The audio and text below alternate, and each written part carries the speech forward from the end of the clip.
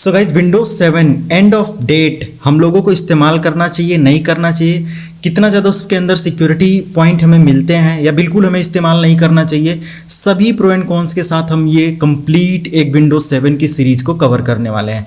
आज मैं आप लोगों को सबसे लेटेस्ट विंडोज 7 का ऑपरेटिंग सिस्टम डाउनलोड करूंगा, इंस्टॉल करके दिखाऊंगा और पूरा जेन्युइन पैकेज आप लोगों को दिखाऊंगा। उसके अंदर सिक्योरिटी अपडेट वगैरह भी हम लोग चेक करेंगे, क्या अपडेट हमें मिलता है नहीं मिलता है, इंस्टॉल करना चाहिए नहीं करना चाहिए, फायरवॉल या डिफेंडर हमारा काम करता है नहीं करता है, शेयरिंग काम करता है नहीं करता है, किस तरीके का आखिर में हमें एंड के बाद इशू होता है या हमें अभी भी प्रॉपर तरीके से माइक्रोसॉफ्ट से सपोर्ट मिल रहा है। अभी लास्ट कुछ महीने पहले आपने देखा था या विद इन मंथ के अंदर आपने देखा था कि माइक्रोसॉफ्ट ने खुद विंडोज 7 के लिए एक सिक्योरिटी अपडेट निकाला हुआ था, यानी कि आज भी उसका कुछ अपडेट आप लोगों को मिलता रहता है जब भी उसके अंदर कोई बड़ी वल्नरेबिलिटी या बग्स वगैरह आ जाते हैं। तो यानी कि विंडोज 7 पर एक्टिव यूजर की बात करें तो अभी भी काफ़ी ज़्यादा है। तो यहाँ पर हम लोग कंप्लीट विंडोज 7 की सीरीज को कवर करते हैं। इसके अंदर मैं A to Z बिगिनिंग से लेकर एडवांस लेवल तक का कंप्लीट विंडोज 7 आपको सिखाऊंगा। इवन देन अगर आप विंडोज 7 के साथ विंडोज 8 और विंडोज 10 पर भी काम करना चाहते हैं तो इस वीडियो को लास्ट तक देखेंगे, कहीं पर भी आपको स्किप नहीं करना है, क्योंकि ड्यूरिंग दिस सेशन में आप लोगों को बहुत सारे डिफरेंट तरीके के सिक्योरिटी फीचर को इनहेंस करना बताऊंगा, इनेबल करना बताऊंगा और उस पर काम करना बताऊंगा। तो चलिए वीडियो को स्टार्ट करते हैं और इसके लिए हमें चलना पड़ेगा कंप्यूटर स्क्रीन पर। बट गाइस वीडियो को कहीं भी स्किप मत करना, विंडोज 7 के बारे में प्लस 8 10 के भी बारे में समझो 50% आपको नॉलेज यहाँ पे मिल जाएगी। तो चलिए चलते हैं कंप्यूटर स्क्रीन पर और कवर करते हैं इस अच्छी सी सीरीज को। सो गाइस विंडोज 7 को कंप्लीट समझने के लिए हमें ये सारे टॉपिक समझने होते हैं और इसका प्रैक्टिकल पार्ट भी आप यहाँ पे देखने को पा जाएंगे। प्रैक्टिकल के साथ यहाँ पे मैं सिक्योरिटी अपडेट्स को भी बताऊंगा और विंडोज 7 का अभी आपको 2023 तक यानी कि 2023 तक का सिक्योरिटी अपडेट मिलने वाला है माइक्रोसॉफ्ट की तरफ से। ये भी अनाउंसमेंट है, यानी कि अगर आप विंडोज 7 आज भी इस्तेमाल कर रहे हैं तो आप इसको अभी 2-3 साल मतलब 2 साल और इस्तेमाल कर सकते हैं।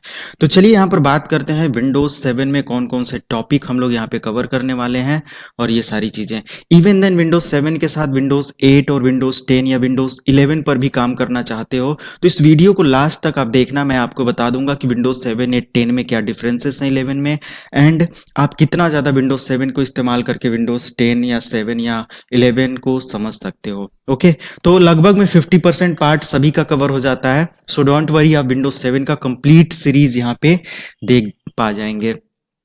तो सबसे पहले अगर हम लोग यहाँ पे बात करें तो विंडोज 7 को डाउनलोड कहाँ से करना है ना।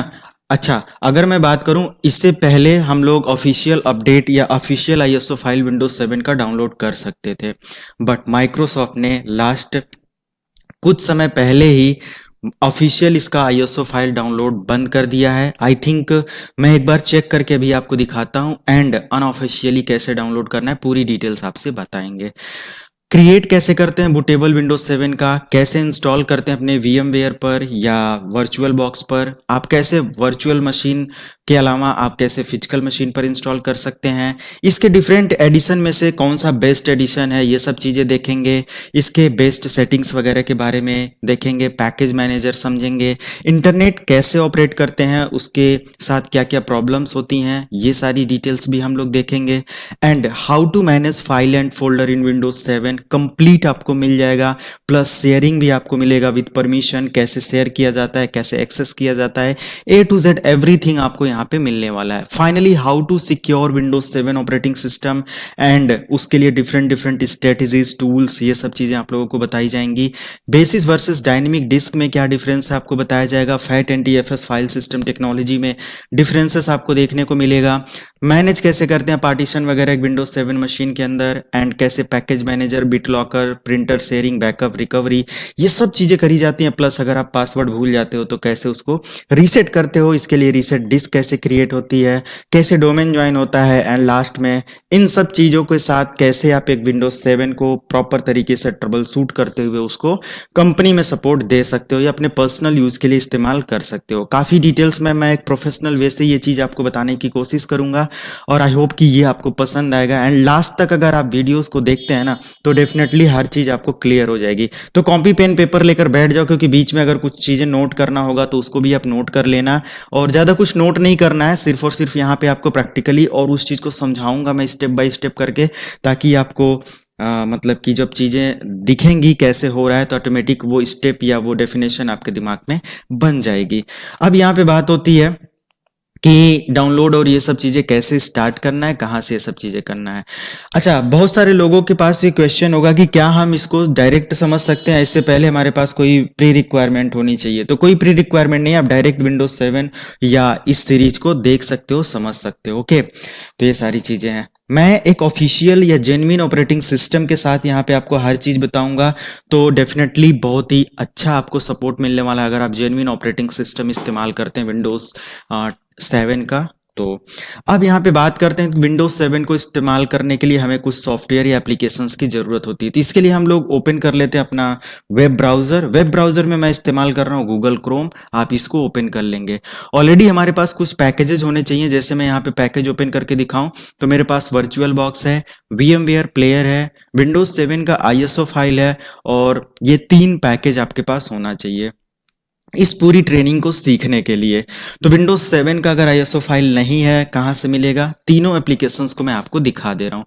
तो सबसे पहले मैं यहाँ पे एप्लीकेशन पैकेज को ओपन कर लेता हूँ। इवन देन, अच्छा, मैं ड्यूरिंग दिस सेशन बीच में आप लोगों को कुछ वेबसाइट्स वगैरह पर भी लेकर चलूंगा, जहाँ पे मैंने खुद अपना कुछ डेटा रखा हुआ है, कुछ ऐसे ट्यूटोरियल्स को भी रिकमेंड करूंगा जो कि हमारे विंडोज 7 की सीरीज को कंप्लीट करेगा। तो कहीं पर भी स्किप नहीं करना और वीडियोस को एक बार एटलीस्ट लास्ट तक देखना, और सारे रिसोर्सेस आप उसको यूज कर लेना, डाउनलोड कर लेना, रख लेना जो भी है, ताकि आपको कोई भी इस वीडियो को डाउनलोड करने के बाद भी अगर आप देखते हो तो कोई दिक्कत ना हो। तो यहाँ पे सबसे पहले आपको ओपन करना है google.com। google.com ओपन करने के बाद यहाँ पे आपको सबसे पहले मैं डाउनलोड करना बताऊंगा वर्चुअल बॉक्स। तो स्टेप बाय स्टेप हमारे स्टेप को फॉलो कर सकते हैं।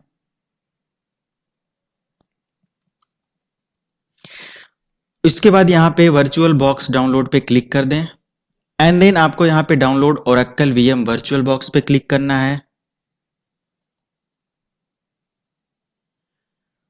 फाइनली इतना करने के बाद आपको यहाँ पे अपने होस्ट को सेलेक्ट कर लेना है कि आप विंडोज 7 को इस्तेमाल कर रहे हो या लाइनेक्स को इस्तेमाल कर रहे हो या विंडोज 10 को इस्तेमाल कर रहे हो, जो भी है। तो मैं विंडोज इन्वायरमेंट को यहाँ पे इस्तेमाल कर रहा हूँ, चूंकि आप देख सकते हो विंडोज 10 है, तो मैं यहाँ पे सेलेक्ट करूंगा विंडोज होस्ट।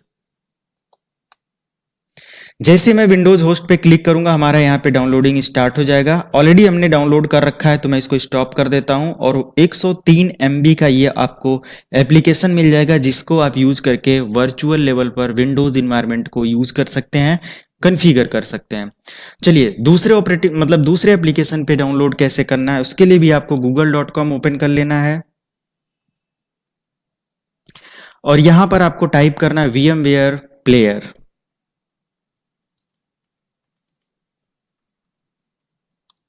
और यहाँ पे डाउनलोड के लिए क्लिक कर देना है। फर्स्ट लिंक से ही आप डाउनलोड कर सकते हैं। स्क्रॉल करके आपको नीचे आना है। यहाँ पे विंडोज इन्वायरमेंट के लिए है और साथ में आपको लाइनेक्स इन्वायरमेंट के लिए मिल जाता है। तो जिस भी प्लेटफॉर्म पर आप हैं उसको डाउनलोड कर लेंगे। ऑलरेडी ये भी हमारा 215 MB का सॉफ्टवेयर है, डाउनलोडिंग स्टार्ट हो गया। ऑलरेडी ये हमने डाउनलोड कर रखा है, तो मैं इसको स्टॉप कर देता हूँ। फाइनली अब बात आती है विंडोज 7 का ISO फाइल कैसे डाउनलोड करेंगे। तो यहाँ पर आप लोगों को वेबसाइट पर रिकमेंड मैं करूंगा, जो कि माइक्रोसॉफ्ट की वेबसाइट है, बट माइक्रोसॉफ्ट ने इसका ISO फाइल हटा दिया है शायद, या ये अवेलेबल नहीं है। बट मेरे स्टेप को फॉलो करके आप इसको भी डाउनलोड कर सकते हैं, मैं आपको तरीका बता दूंगा।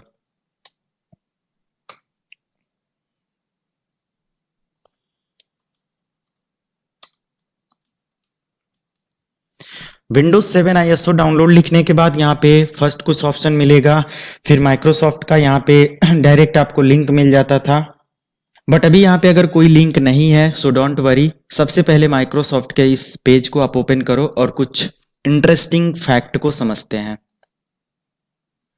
आपको एक वेब पेज पर लेकर रिकमेंड करेगा ये, जहां पे लिखा हुआ है विंडोज 7 लाइफ साइकिल पॉलिसीज के बारे में।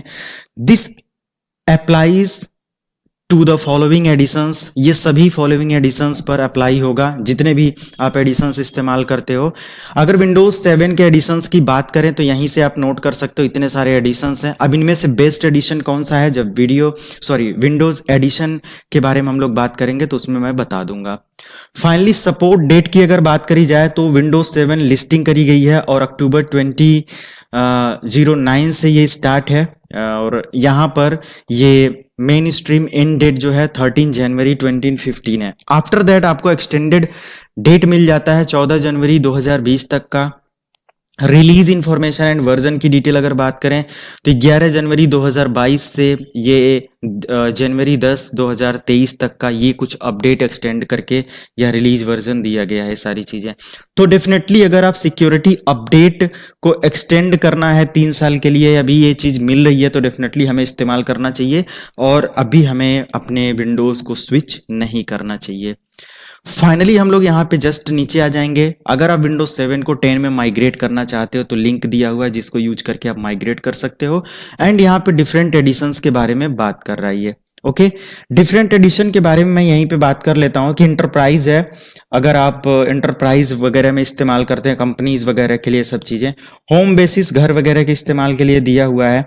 एन जो दिया हुआ है ना, इसका बड़ा कंफ्यूजन होता है जो नए यूजर होते हैं, what is the meaning of an in the, और मतलब जितने भी विंडोज ऑपरेटिंग सिस्टम आते हैं ऐसे में दे रखा है। एन का मतलब होता है मीडिया सेंटर सपोर्ट, यहाँ पे मिल जाता है जिसके अंदर एंटरटेनमेंट पर्पस के लिए चाहे ग्राफिकल इन्वायरमेंट हो चाहे म्यूजिक प्लेयर हो, ये सब चीजें आपको इनबिल्ट उसके अंदर मिल जाती हैं। बट अगर आप नहीं इस्तेमाल करते हो एन एडिशन को तो भी आपको अलग से मिल जाता है, आप उसको डाउनलोड करके इंस्टॉल करके इस्तेमाल कर सकते हैं। फिर यहाँ पे सबसे बेस्ट एडिशन की मैं बात करूं तो या तो सबसे बेस्ट यानी कि नंबर 1 पे मैं रखता हूं अल्टीमेट वर्जन को। अल्टीमेट में आप एन ले लो या बाय डिफॉल्ट अल्टीमेट ले लो, आपको एन में थोड़ा सा मतलब कि मीडिया एंड टूल्स वगैरह एक्स्ट्रा मिल जाते हैं। आप बाय डिफॉल्ट अल्टीमेट के साथ भी जा सकते हो, और प्रोफेशनल यहाँ पे एडिशन सेकेंड नंबर पे मैं रखूंगा, प्रोफेशनल इस्तेमाल कर सकते हो जिसके अंदर लगभग में बहुत ही माइनर डिफरेंस आता है और सारे फीचर को यहाँ पे सपोर्ट में आपको मिल जाता है, चाहे वो बिट लॉकर का हो, चाहे वो सिक्योरिटी अपडेट को लेकर हो, चाहे वो किसी भी तरीके के परमिशंस को लेकर हो, चाहे वो हाई लेवल के सॉफ्टवेयर एप्लीकेशन यूज करने के लिए हो, चाहे वो सर्वर के साथ कनेक्ट होकर काम करने के लिए हो, इन दोनों ऑपरेटिंग सिस्टम एडिशन के साथ आपको हर फैसिलिटी मिल जाती है। फाइनली यहां से आपको ISO फाइल तो नहीं डाउनलोड मिलेगा, ISO फाइल के लिए आप यहां से बैक कर सकते हैं एंड यहां से फर्स्ट लिंक का इस्तेमाल कर सकते हैं। मैं कोई वेबसाइट रिकमेंड नहीं कर रहा हूं, आप कहीं से भी इसको डाउनलोड कर लेंगे। फिर यहां पे भी कुछ ISO फाइल्स रखी हुई हैं, यहां पर भी है, तो इजिली ये अवेलेबल है 32 बिट या 64 बिट एज पर नीड, आप इसको डाउनलोड कर लेंगे। डाउनलोड करने के बाद फाइनली ब्राउजर को आपने क्लोज कर देना है, तो फिलहाल मैं यहाँ पे क्लोज अभी नहीं करता हूँ एंड मैं इसको कर देता हूँ मिनिमाइज। अब उसके बाद आपको अपना जो भी पैकेजेस आपने डाउनलोड किया उसको ओपन करना है। सबसे पहले यहाँ पे मैं इंस्टॉल करता हूँ वर्चुअल बॉक्स। हमारे स्टेप्स को देखकर आप इस एप्लीकेशन को इंस्टॉल कर सकते हैं, काफ़ी इजी है इंस्टॉलेशन, ऑलरेडी आप इसको अपने से भी इंस्टॉल कर सकते हैं, बट यहाँ पे स्टेप्स भी अगर आप फॉलो करना चाहें तो कर सकते हैं। फाइनली यहाँ पे कुछ नेक्स्ट और ये बेसिक सेटिंग के साथ ये स्टार्ट हो जाएगा एंड देन आपको यहाँ पे यस या नो का ऑप्शन पूछेगा, तो यस आपको कर देना है एंड आपका इंस्टॉलेशन स्टार्ट हो जाएगा। फाइनली इंस्टॉलेशन कंप्लीट होने के बाद आपको फिनिश पर क्लिक कर देना है एंड आपका यहाँ पे वर्चुअल बॉक्स इंस्टॉल हो जाएगा जिसके अंदर आप वर्चुअल मशीन क्रिएट कर सकते हैं। इस तरीके से कुछ पैनल आपको मिलेगा। फिलहाल इसको मैं मिनिमाइज करता हूँ एंड देन आपको VMware प्लेयर यहाँ पे डबल क्लिक करना है और इसको भी सेम पैटर्न को यूज करते हुए इंस्टॉल कर लेना है। तो मैंने इस पे डबल क्लिक किया और ये एग्जीक्यूट हो जाएगा।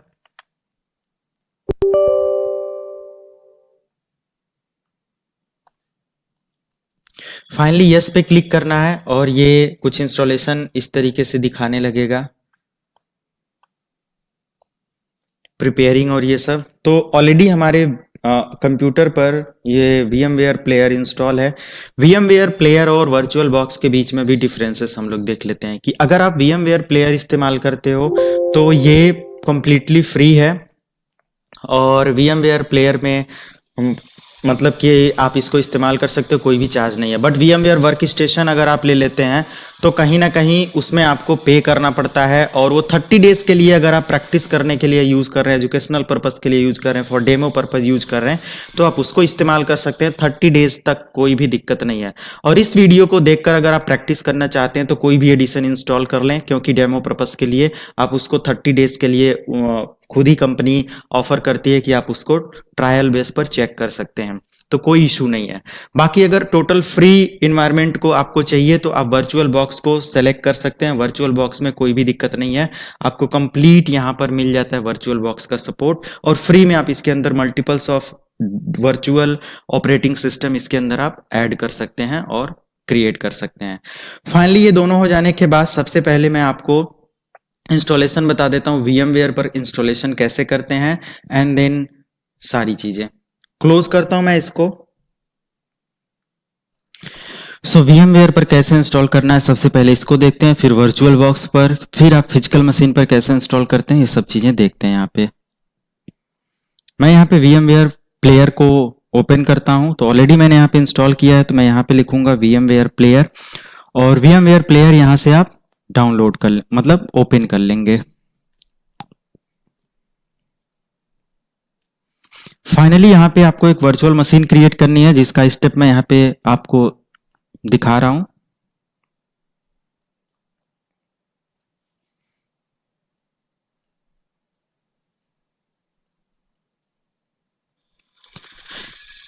एंड देन आप यहाँ पे क्लिक करेंगे create a new virtual machine, और इसके बाद यहाँ पे I will install the operating system later, फिर अपना एडिशन यहाँ पे सेलेक्ट कर लेंगे जो भी होगा,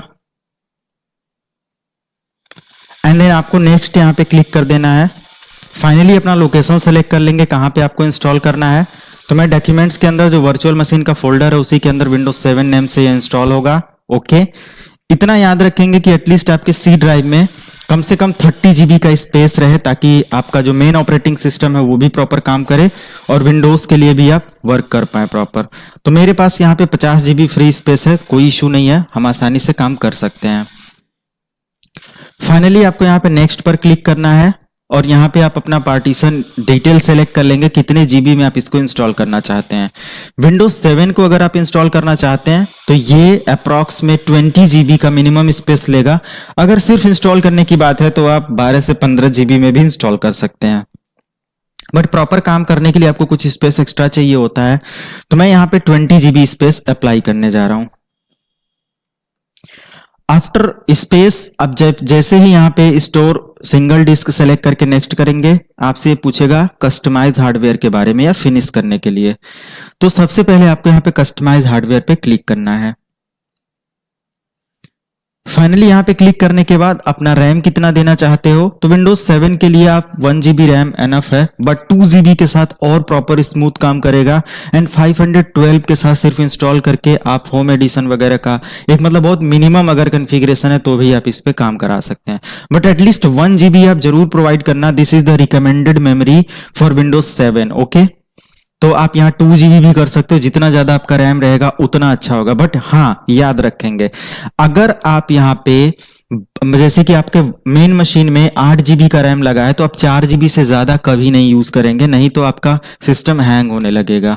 हमेशा अपनी मेन मेमोरी का हाफ लेकर चले ताकि आपका जो वर्चुअल मशीन है वो प्रॉपर काम करे। तो 1 GB is enough for me, and फिर आपको CD DVD ऑप्शन पे सेलेक्ट करना है, और यहां पे आपको ISO फाइल ऐड कर देना है। मैंने डेस्कटॉप पर ISO फाइल रखा हुआ है।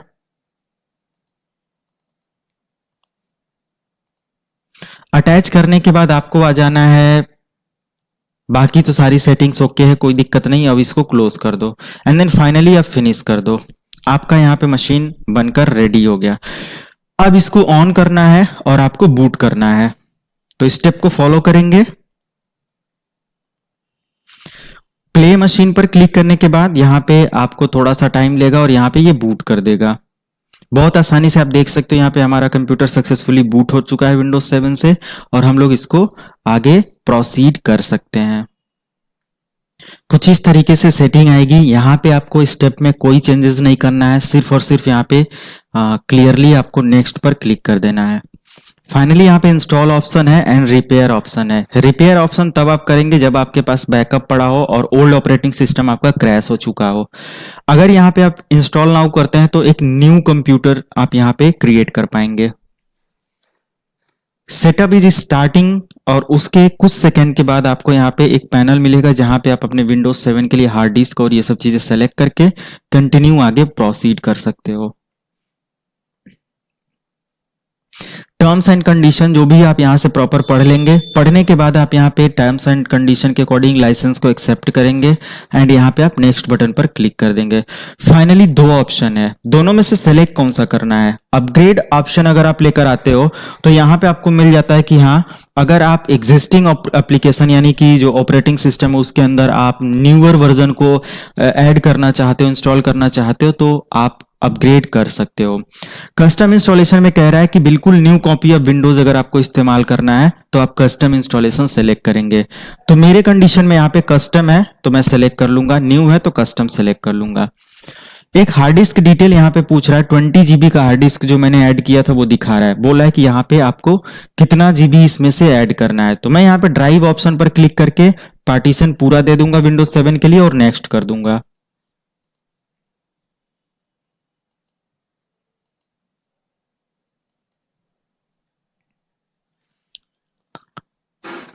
जैसे ही आप यहाँ पे पार्टीशन क्रिएट करेंगे आपको दो पार्टीशन मिलेगा। मैंने एक क्रिएट किया बट दो मिला। एक सिस्टम रिजर्व के लिए 100 MB का ये क्रिएट कर लिया, बाकी विंडोज इंस्टॉलेशन के लिए 19.9 GB इसने प्रोवाइड किया जिसमें हम लोग विंडोज 7 को इंस्टॉल कर सकते हैं। फाइनली इतना सेलेक्ट करने के बाद आपको यहाँ पे नेक्स्ट पर क्लिक कर देना है और यहाँ पे 3 to 5 मिनट वेट करना है। As per your system configuration ये आपको थोड़ा सा टाइम लेगा और ये इंस्टॉल करके दे देगा। फाइनली 3 to 5 मिनट के अंदर हमारे कंप्यूटर सिस्टम पर इंस्टॉल हो जाएगा। तो हम वीडियो को यहाँ पे पॉज करते हैं और मिलते हैं 3 से 5 मिनट के बाद। यहाँ पे इंस्टॉलेशन कंप्लीट होने के बाद रिबूट होगा और रिबूट होने के बाद अगेन ये इंस्टॉलेशन पर ही लेकर जाएगा, बट मैंने सोचा आपको ये स्टेप दिखा दूं। रजिस्ट्री वगैरह को यहाँ पे अपडेट किया जा रहा है तो कंप्लीट होने देते हैं। फाइनली यहाँ पे कंप्लीटिंग इंस्टॉलेशन है और ये विद इन मिनट आपका कंप्लीट हो जाएगा और इसके बाद आपको कुछ बेसिक डिटेल्स के साथ अपने विंडोज 7 के ऑपरेटिंग सिस्टम को कंटिन्यू रखना है, लाइक यूजर नेम, पासवर्ड, ये सब चीजें। नाउ यहाँ पे विंडोज इंस्टॉलेशन स्टार्ट हो चुका है। अब आपको यहाँ पे वेट करना है एंड आपको यहाँ पे एक यूजर नेम प्लान करना है। तो यूजर नेम कोई भी आप यहाँ पे रख सकते हो। मैं अपनी वेबसाइट का नाम sikholive.com है तो उसका फर्स्ट नेम जैसे सिखोलाइव लिख देता हूं और हमारे कंप्यूटर का नाम हो जाएगा sikholive-pc एंड देन आपको नेक्स्ट करना है। फाइनली एक पासवर्ड आपको सेलेक्ट करना है और पासवर्ड सेलेक्ट करने के बाद आपको यहाँ पे पासवर्ड हिंट अप्लाई कर देना है।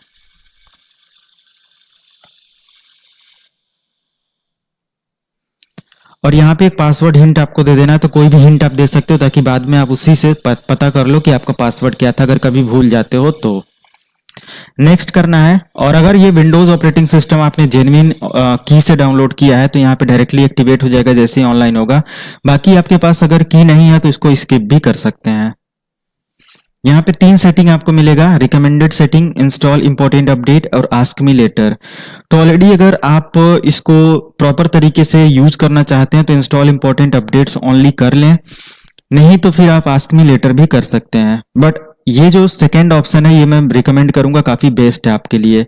अभी मैं डेमो पर्पस के लिए दिखा रहा हूं तो मैं यहाँ पे आस्क मी लेटर करता हूं। आपको यहाँ पे अपना टाइम जोन सेलेक्ट कर लेना है।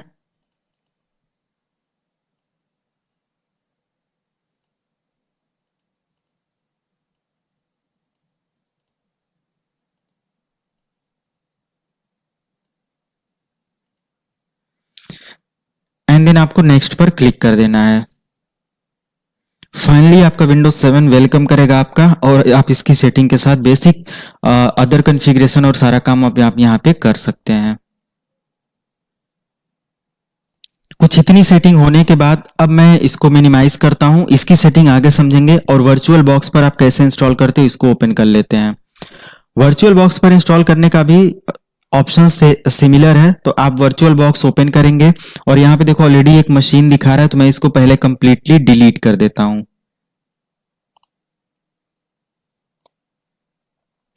इस तरीके से कुछ आपको ये एप्लीकेशन मिलेगा। आपको न्यू ऑप्शन पर क्लिक करके स्टेप्स को फॉलो करना है और एक नया विंडोज 7 के लिए मशीन क्रिएट कर लेना है।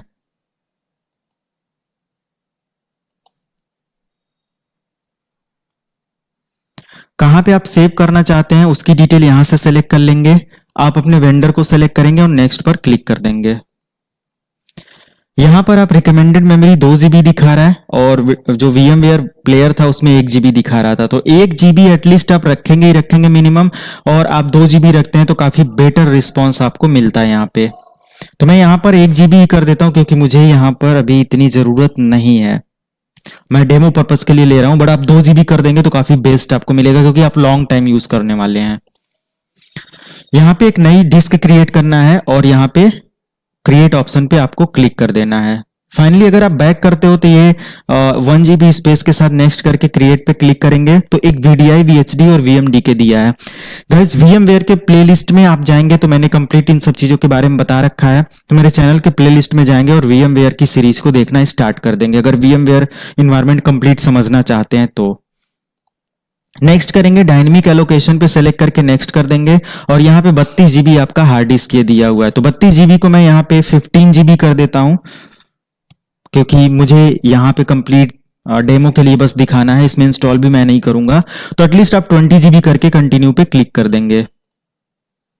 फाइनली इतना हो जाने के बाद आपको सेटिंग ऑप्शन पर क्लिक कर देना है। सेटिंग में आने के बाद कुछ बेसिक सेटिंग करना है जो कि मैं यहाँ पे स्टेप बाय स्टेप करके दिखा रहा हूं। उसके बाद आपको इसके अंदर भी इंस्टॉलेशन के लिए अलाउ कर देना है। ये दोनों ऑप्शन आप सबसे नीचे कर दें। First boot priority hard disk रख दें, सेकंड बूट प्रायोरिटी आप ऑप्टिकल डिस्क रख दें, ताकि जब आपका कंप्यूटर सिस्टम बूट हो या पावर ऑन किया जाए तो सबसे पहले वो हार्ड डिस्क से ऑपरेटिंग सिस्टम को स्कैन करे और वहीं से लोड करने की कोशिश करे, ताकि आपका जो बूटिंग प्रोसेस है वो काफी फास्ट हो जाए। ये तो मैंने फर्स्ट हार्ड डिस्क रखा, दूसरा ऑप्टिकल रखा और फ्लॉपी वगैरह को मैं यहाँ पे हटा देता हूं। फाइनली स्टोरेज पे आपको आ जाना है और यहाँ पे जो एम्प्टी ऑप्शन है सेलेक्ट करके यहाँ पे आपको क्लिक करना है और यहाँ पे आपको सर्विस पैक जो यहाँ पे मैंने रखा हुआ है यहीं से चूज अ फाइल क्लिक करके आप यहाँ से डाउनलोड कर मतलब ऐड कर लेंगे, अदरवाइज आप चूज फाइल कर लेंगे और ये ऑलरेडी यहाँ पे आ जाएगा। And then finally okay button पर क्लिक कर देना है और आपका यहां पर भी इंस्टॉलेशन के लिए रेडी हो गया। स्टार्ट पर क्लिक कर दीजिए और दिए हुए इंस्ट्रक्शंस को फॉलो करिए। कुछ इस तरीके से यहां पे ये भी बूट हो जाएगा और इन फ्यू सेकेंड्स आप देख सकते हो कैसे आपका वर्चुअल बॉक्स भी क्रिएट हो गया विंडोज 7 वर्चुअल मशीन के साथ। अब यहाँ पे बात होती है कि कैसे फिजिकल मशीन यानी कि आप अपने मेन कंप्यूटर पर अपने विंडोज 7 को इंस्टॉल करते हो। तो इसके लिए विंडोज 7 का स्टेप हो या विंडोज 8 का स्टेप हो या विंडोज 10 का स्टेप हो, इवन देन विंडोज 11 का जो स्टेप है वो बिल्कुल सिमिलर है।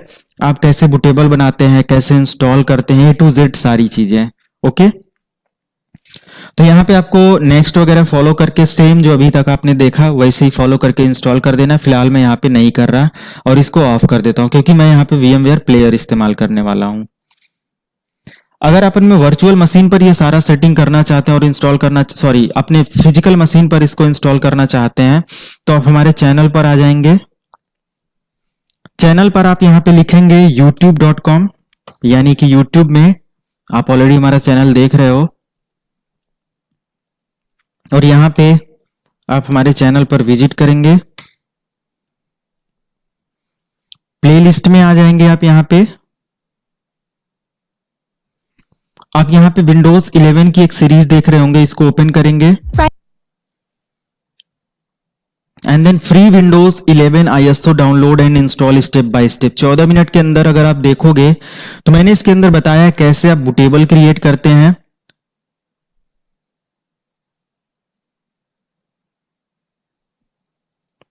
कैसे आप यहाँ पे बायोस वगैरह की सेटिंग करते हैं, स्टेप बाय स्टेप आपको दिख रहा होगा। यहाँ पे बताया गया है बायोस की सेटिंग में क्या क्या करना होता है। और अगर आप डिफरेंट डिफरेंट बायोस आपके पास है तो उसके लिए भी आपको गाइडलाइन यहाँ पे दे दी गई है।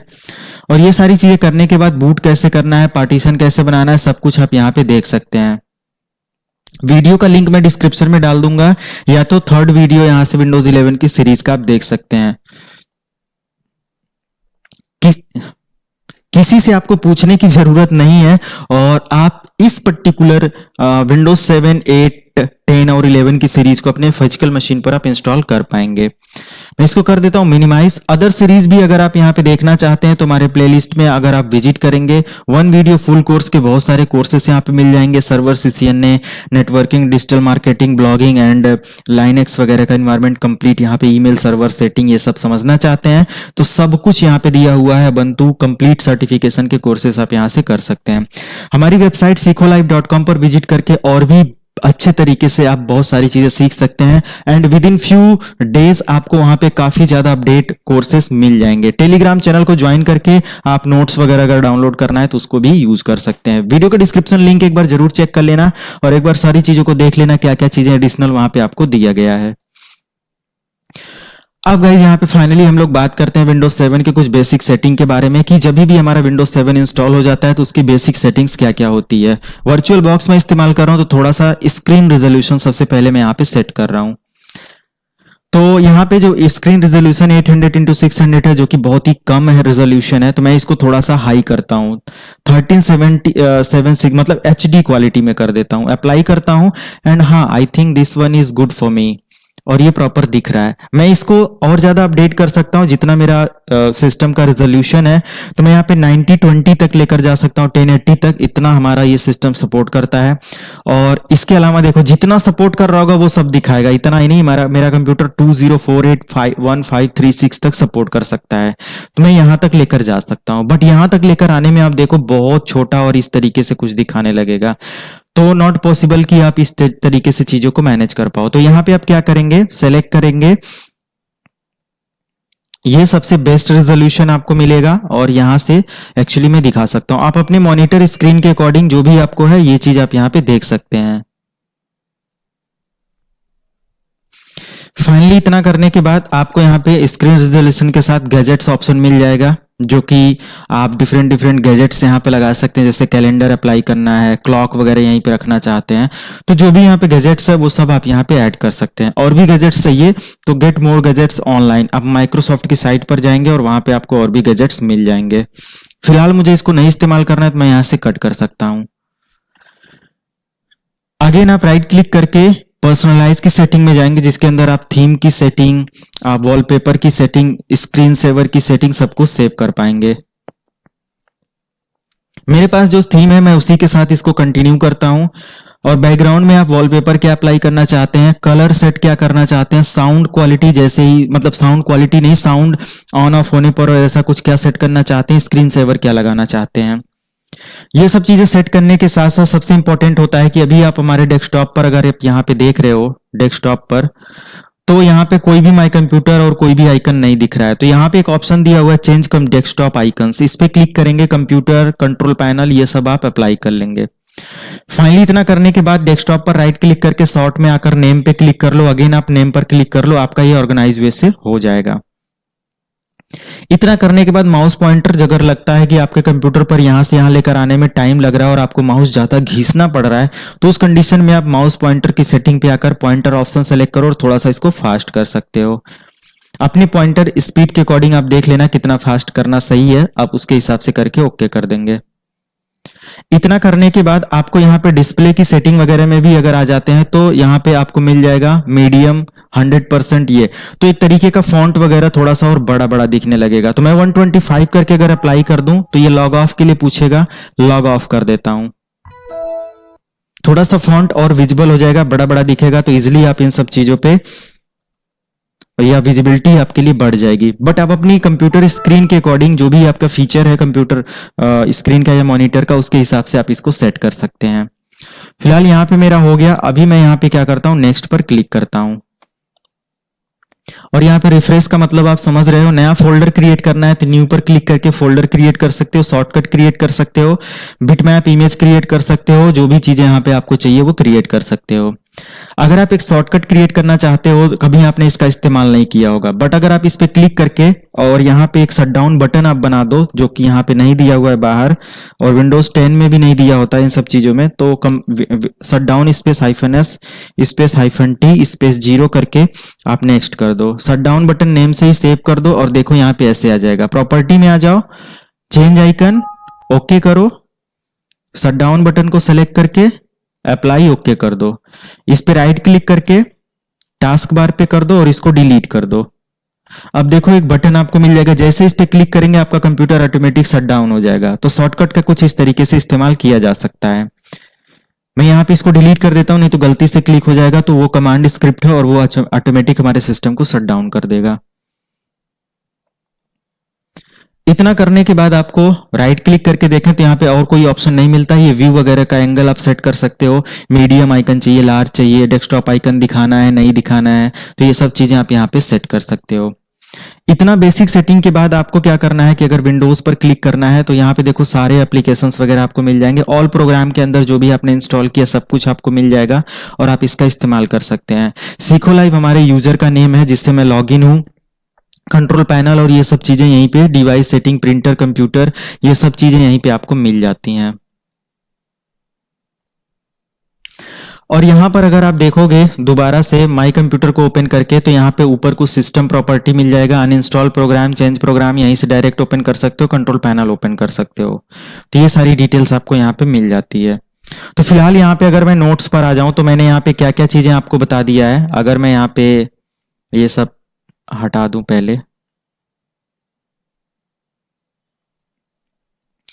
तो मैंने क्या क्या चीजें यहाँ पे आपको कवर करा दिया है वो आप देख सकते हो। पहले डाउनलोडिंग आपको बता दिया, बूटेबल मीडिया कैसे क्रिएट करना है, वीडियो के डिस्क्रिप्शन में लिंक है, सब कुछ मिल जाएगा एक वीडियो में। एंड इंस्टॉल कैसे करना है, फिजिकल मशीन पर कैसे करना है, डिफरेंट एडिशन आपको पता चल गया। विंडोज 7 की बेसिक सेटिंग यहाँ पे मैं बता रहा हूँ और ये सारी चीजें। तो विंडोज 7 की बेसिक सेटिंग में इतना ही नहीं है, अगर आप कंट्रोल पैनल में आकर चेक करते हो तो सिक्योरिटी सेटिंग के अंदर फायरवॉल वगैरह को भी ऑन ऑफ कर सकते हो। बस आपको इस पे क्लिक करना है और turn Windows firewall on off पर आ जाना। ऑलरेडी मेरे पे ऑन है तो मैं इसको बैक करता हूं। नेटवर्क सेटिंग, आईपी वगैरह चेक करना है, आईपी वगैरह प्रोवाइड करना है तो यहाँ पे दिए हुए इंस्ट्रक्शंस को फॉलो करके आप यूज कर सकते हैं। मैं यहाँ पर भी बैक करता हूं और अगेन मैं बैक करता हूं और यहाँ पे आ जाता हूं। हार्डवेयर वगैरह ऐड करना है और उसकी ट्रबल शूटिंग करनी है तो यहाँ से कर सकते हैं। यूजर अकाउंट क्रिएट करने का ऑप्शन है, प्रोग्राम इंस्टॉल अनइंस्टॉल करने का ऑप्शन है, अपीयरेंसेस यानी थीम वगैरह सेट करने का ऑप्शन है, लैंग्वेज वगैरह सेट करने का ऑप्शन है, ईज ऑफ एक्सेस का ऑप्शन यहाँ पे मिल जाता है। So according to your need you can select any of them setting, sorry any of these settings. Okay, तो ये सारी सेटिंग्स में से कोई भी आप सेलेक्ट करके अपना काम कर सकते हो। सेटिंग्स के जस्ट नीचे देखेंगे तो उससे रिलेटेड क्या क्या ऑप्शंस आपको यहाँ पे मिल रहा है, ये सब आपको नोटिफाई कर देगा, जिसके बिहाफ पर आप यहाँ पे अपनी सेटिंग को कॉन्फ़िगर कर सकते हैं। मैं इसको कर देता हूं क्लोज, क्योंकि बेसिक सेटिंग्स इतना ही बस आप लोगों को दिखाना था और ये सारी चीजें।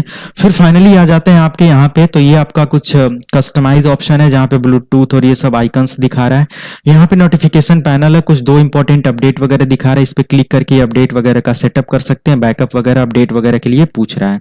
तो ये नोटिफिकेशन एरिया है जहाँ पे आपके सिस्टम से रिलेटेड जो बेसिक सेटिंग है, जो एडवांस लेवल पे कुछ सिक्योरिटी अपडेट या कुछ भी आया है, तो वो आपको एक नोटिफिकेशन मैसेज से रिकमेंड करता रहेगा कि आप ऐसा कर लो, आपके कंप्यूटर के लिए बेस्ट सेटिंग ये हो सकती है। कोई अपडेट आया होगा, कोई बग वगैरह होगा तो भी उससे रिलेटेड आपको वहां पे ऑप्शन मिल जाएंगे। फाइनली आप इंटरनेट कनेक्शन का ऑप्शन है, अगर आप इस पे राइट क्लिक करके open network and sharing centre पे आते हो, चेंज एडॉप्टर सेटिंग पे आते हो, तो यहाँ पे आप आईपी देकर अपना काम भी कर सकते हैं, इंटरनेट वगैरह भी चला सकते हैं। इंटरनेट चलाने के लिए कैसे आईपी देनी होती है जस्ट आगे हम लोग बात करने वाले हैं। फिर यहाँ पे अगर आप देखेंगे तो आपको कैलेंडर वगैरह की सेटिंग, डेट एंड टाइम सब कुछ आपको मिल जाता है। फाइनली आपका रहा बेसिक सेटिंग आपके विंडोज 7 के बारे में। इसके बाद यहाँ पे अगर हम लोग बात करें तो अगला जो हमारा टॉपिक स्टार्ट होता है, कैसे आप इसके अंदर ड्राइवर वगैरह मैनेज करते हैं। सबसे इंपॉर्टेंट होता है कि अगर हम लोग ड्राइवर अपने कंप्यूटर सिस्टम पे मैनेज करना सीख गए तो हम अपने कंप्यूटर को काफी ज्यादा यूजफुल, अट्रैक्टिव और एक तरीके का काफी स्मूथ ऑप्टिमाइज्ड ऑपरेटिंग सिस्टम में कन्वर्ट कर सकते हैं। तो इसके लिए आपको आ जाना है माई कंप्यूटर पर और यहाँ पे मैनेज ऑप्शन पर सेलेक्ट करना है। जस्ट यहाँ पे क्लिक करने के बाद आपको यहाँ पे आ जाना है डिवाइस मैनेजर पर। डिवाइस मैनेजर पर क्लिक करने के बाद आपको सारी डिवाइस डिटेल मिल जाएगी। इन सारी डिवाइस डिटेल में आपको जो भी डिवाइस के लिए ड्राइवर अपडेट करना है, आप इंटरनेट आपके कंप्यूटर पर चल रहा है तो आप उसको अपडेट कर सकते हैं। अगर आपके पास CD DVD है तो उसको भी कर सकते हैं। तो मैं चलता हूं किसी भी डिवाइस अपडेट के लिए, जैसे कि हमारे पास यहाँ पे एक बेस सिस्टम डिवाइस है जो कि येलो मार्क दिखा रहा है। येलो मार्क का मतलब ये डिवाइस काम नहीं कर रही है या काम नहीं कर रहा है यहाँ पे, और इसका हम लोग इंस्टॉलेशन अगर करना चाहते हैं ड्राइवर का तो सबसे पहले राइट क्लिक करेंगे। यहाँ पे 2-3 ऑप्शन आपको मिलेगा, अपडेट ड्राइवर सॉफ्टवेयर का, डिसेबल का, अनइंस्टॉल का, स्कैन फॉर हार्डवेयर चेंजेस का एंड प्रॉपर्टी का। आपको यहाँ पे सेलेक्ट करना है अपडेट ड्राइवर सॉफ्टवेयर। आपको 2 ऑप्शन है, अगर CD DVD या कहीं पे पैकेज रखा हुआ है तो उसको आप just browse my computer for drive software select कर लेंगे। अदरवाइज ऑनलाइन इंटरनेट से डाउनलोड करना, इंटरनेट चल रहा है तो आप फर्स्ट ऑप्शन सेलेक्ट करेंगे। फर्स्ट ऑप्शन सेलेक्ट करने के बाद ऑटोमेटिक डाउनलोड कर देगा और यहाँ पे हो जाएगा। समटाइम्स वी नीड की कभी कभी ये जरूरत पड़ जाती है हमें कि हमारा यहाँ पे ड्राइवर अपडेट होने के बाद प्रॉपर काम नहीं कर रहा है, तो आप रोल बैक कर सकते हो। रोल बैक के लिए आपको कुछ नहीं करना है, राइट क्लिक करना है, स्कैन फॉर हार्डवेयर चेंजेस पर आपको क्लिक कर देना है। ये ऑप्शन यहां से भी मिल जाएगा और ये ऑप्शन यहां से भी राइट क्लिक करके स्कैन फॉर हार्डवेयर चेंजेस मिल जाएगा। तो जो भी आपको यहां पे अगर लगता है कि ड्राइवर अपडेट या कुछ ऐसा होने के बाद कुछ प्रॉब्लम हो गई, प्रॉपर तरीके से आपका अपडेट काम नहीं कर रहा है, तो आप यहां पे स्कैन हार्डवेयर चेंजेस कर सकते हैं। इवन देन किसी भी ड्राइवर पर राइट क्लिक करके अगर इसकी प्रॉपर्टी आ जाएंगे और ड्राइवर के सिस्टम पे आ जाएंगे तो यहाँ पे रोल बैक का भी ऑप्शन आ जाएगा। जब भी आपका ये ड्राइवर अपडेट हुआ होगा तो रोल बैक का ऑप्शन जरूर आपको मिलेगा, यानी आप पहले वाले एडिशन में मूव कर सकते हैं, पहले वाले वर्जन में मूव कर सकते हैं। तो ये एक बहुत ही इंपॉर्टेंट सेटिंग आपके लिए हो जाती है। ओके करना है जस्ट इसको और क्लोज कर देना है। क्या बस यही एक ऑप्शन है ड्राइवर इंस्टॉल करने का? इसके अलावा भी एक ऑप्शन है, तो इसके लिए मुझे कंप्यूटर के ब्राउजर पर चलना है और यहां पे आपको मैं गूगल क्रोम ओपन कर लेता हूं। अगेन मैं एक और टैब ओपन करता हूं, यहां पे लिखता हूं google.com।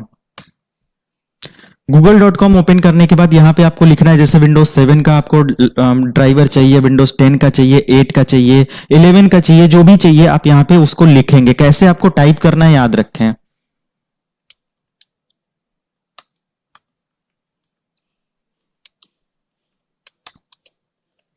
Windows 7 driver for HP laptop मैंने लिखकर एंटर किया। जस्ट यहाँ पे फर्स्ट ऑप्शन हमें मिल जाएगा। अगर आप डेल का यूज कर रहे हैं तो डेल लिखेंगे और जो कुछ भी है, ओके। एंड देन आप यहाँ पे प्रोडक्ट की कैटेगरी सेलेक्ट करेंगे, अपना मॉडल नंबर यहाँ पे ऐड करेंगे, सबमिट करेंगे, नीचे सारे ड्राइवर आ जाएंगे। कितना इजी है इसको डाउनलोड करके इंस्टॉल करना। मॉडल नंबर अगर आप चाहते हो तो आप यहाँ पे विंडो R लिखेंगे, मतलब आप अपने कंप्यूटर पर यहाँ पे लिखेंगे विंडो R और यहाँ पे आप लिखेंगे MS Info 32। तो मैं इसको अपने मेन कंप्यूटर का डिटेल्स ना दिखाकर अपने चलता हूं सिक्योरिटी रीजन की वजह से यहाँ पे, और यहाँ पे लिखना है मुझे MS Info 32। जस्ट ऐड पे क्लिक कर देना है और सिस्टम मॉडल में आने के बाद यहाँ पे मॉडल नंबर आपका लिखा होगा, जस्ट इसको कॉपी करके आप यहाँ पे पेस्ट कर देंगे ब्राउजर में, तो आपका सेम ड्राइवर मॉडल वहां पे दिख जाएगा। विंडोज 7, 8, 10 जो भी चाहिए, 11 उसको सेलेक्ट करेंगे और ड्राइवर को आप इंस्टॉल कर देंगे। काफी ईजी है ड्राइवर फाइंड करना। सो इस तरीके से आप ड्राइवर को मैनेज कर सकते हो। कोई भी ड्राइवर आप यहाँ पे इंस्टॉल करके उसको मैनेज कर सकते हैं। इवन देन अगर आप थर्ड पार्टी कोई ड्राइवर डाउनलोड करना चाहते हैं, जैसे हमारे पास एक कैनन का प्रिंटर है या HP का प्रिंटर है, तो मैं यहाँ पे प्रिंटर का नाम लिखूंगा HP और 1020 है, ऐसे कुछ प्रिंटर होता है क्या, प्रिंटर ड्राइवर, मुझे नहीं पता। हाँ 1020 लेजर जेट यहाँ पे कुछ होता है, कभी कभी सुना सुना होता है तो दिमाग में वो रहता है। एंड देन यहाँ पे देखो ड्राइवर आपको मिल जाएगा। ड्राइवर पे कुछ नहीं करना, आपको यहाँ पे डाउनलोड पे क्लिक करना है और थोड़ा सा यहाँ पे टाइम लेगा और ये डाउनलोड होना स्टार्ट हो जाएगा।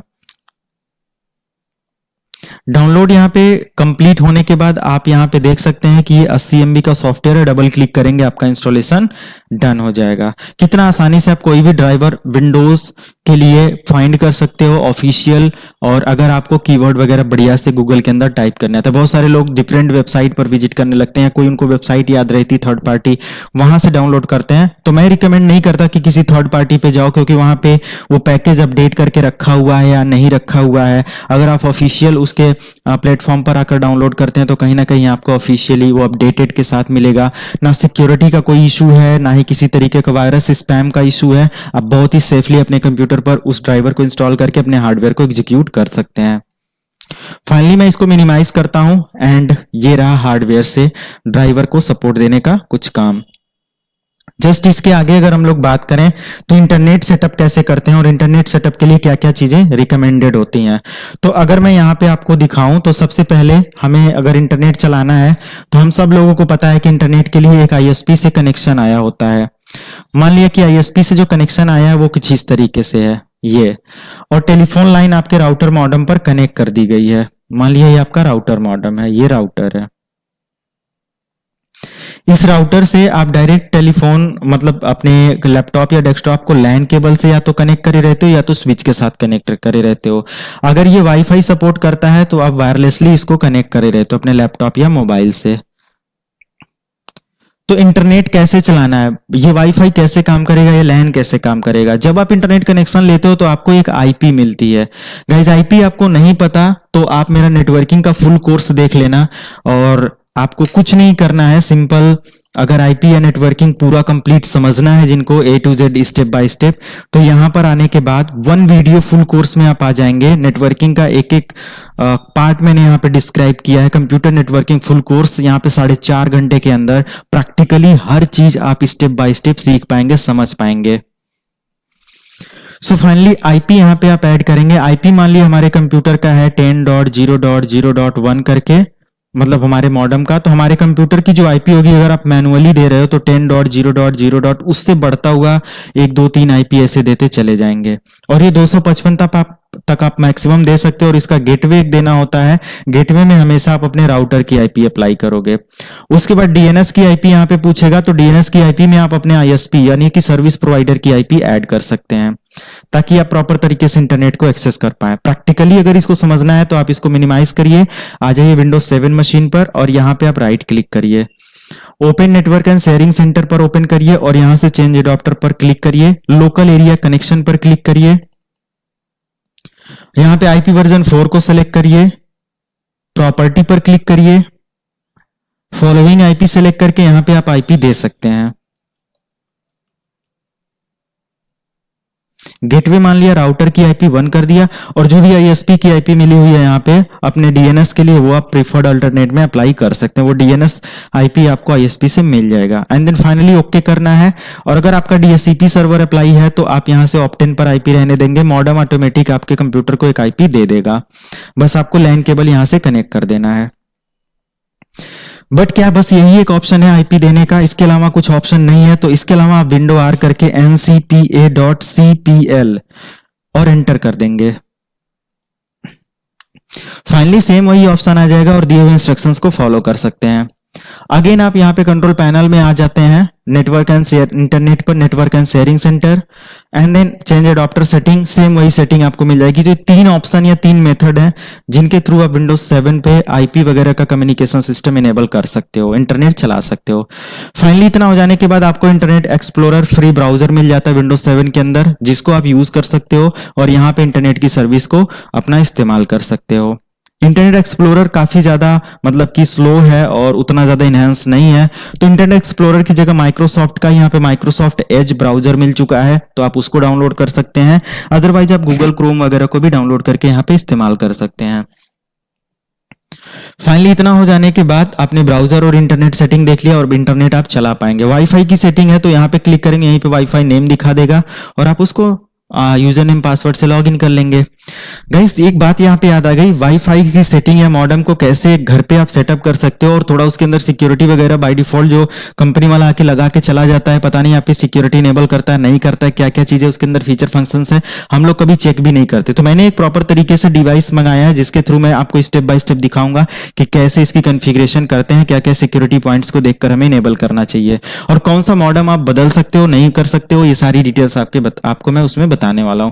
अगर आपका वायर्ड कनेक्शन है और वायरलेस में कन्वर्ट करना चाहते हैं तो उसके लिए भी वो लाइव प्रैक्टिकल आपके साथ शेयर करने वाला हूं, नेक्स्ट वीडियोस में मिलने वाला है वो आपको।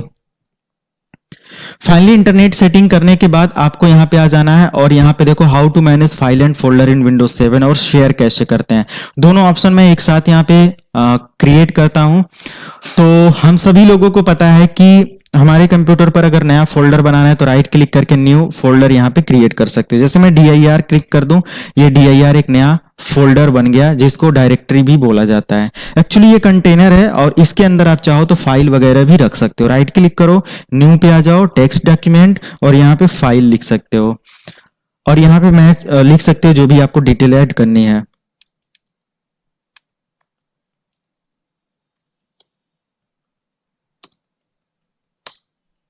This is SQLite Tutor Point where you can learn all types of technology in easy language. Okay, तो ये सारी चीजें यहाँ पे आप SQLite.com पे जल्दी ही पा जाएंगे बहुत ही आसानी से, विथ और भी बहुत सारे एडिशनल नोट, सर्टिफिकेट एंड बहुत सारी डिटेल्स के साथ। एक बार विजिट जरूर करेंगे, बट अभी 1 हफ्ते 2 हफ्ते का टाइम लगेगा उन सारी चीजों को मैनेज करने में। वेबसाइट तो लाइव है, आप देख सकते हो, वो साल भर से 1.5 साल से लाइव है, बट अभी उसके अंदर कुछ काम चल रहा है, तो वो बहुत जल्दी आपको अपडेट मिलने वाला है। तो फिलहाल मैं यहाँ पे कर देता हूँ इसको सेव, क्लोज करके सेव कर देता हूँ मैं यहाँ पे, और देखो इसके अंदर ये मैटर सेव हो गया। अब मैं इसको कर देता हूँ क्लोज, और मुझे मान लिया कि ये किसी दूसरे कंप्यूटर पर इसको दिखाना है या इसको एक्सेस करना है, तो हम वहां पे क्या कर सकते हैं। तो सबसे पहले तो हमें इस फोल्डर को या डायरेक्टरी को शेयर करना होगा। शेयर करने के लिए इस पे राइट क्लिक करिए, प्रॉपर्टी को सिलेक्ट करिए,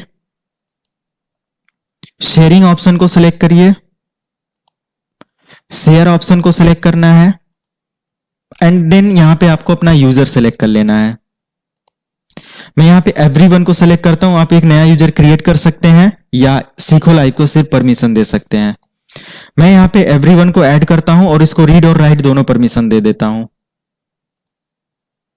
अगर यूजर उसके अंदर, उस फोल्डर के अंदर कुछ ऑनलाइन रखना भी चाहे नेटवर्क में, तो रख सके।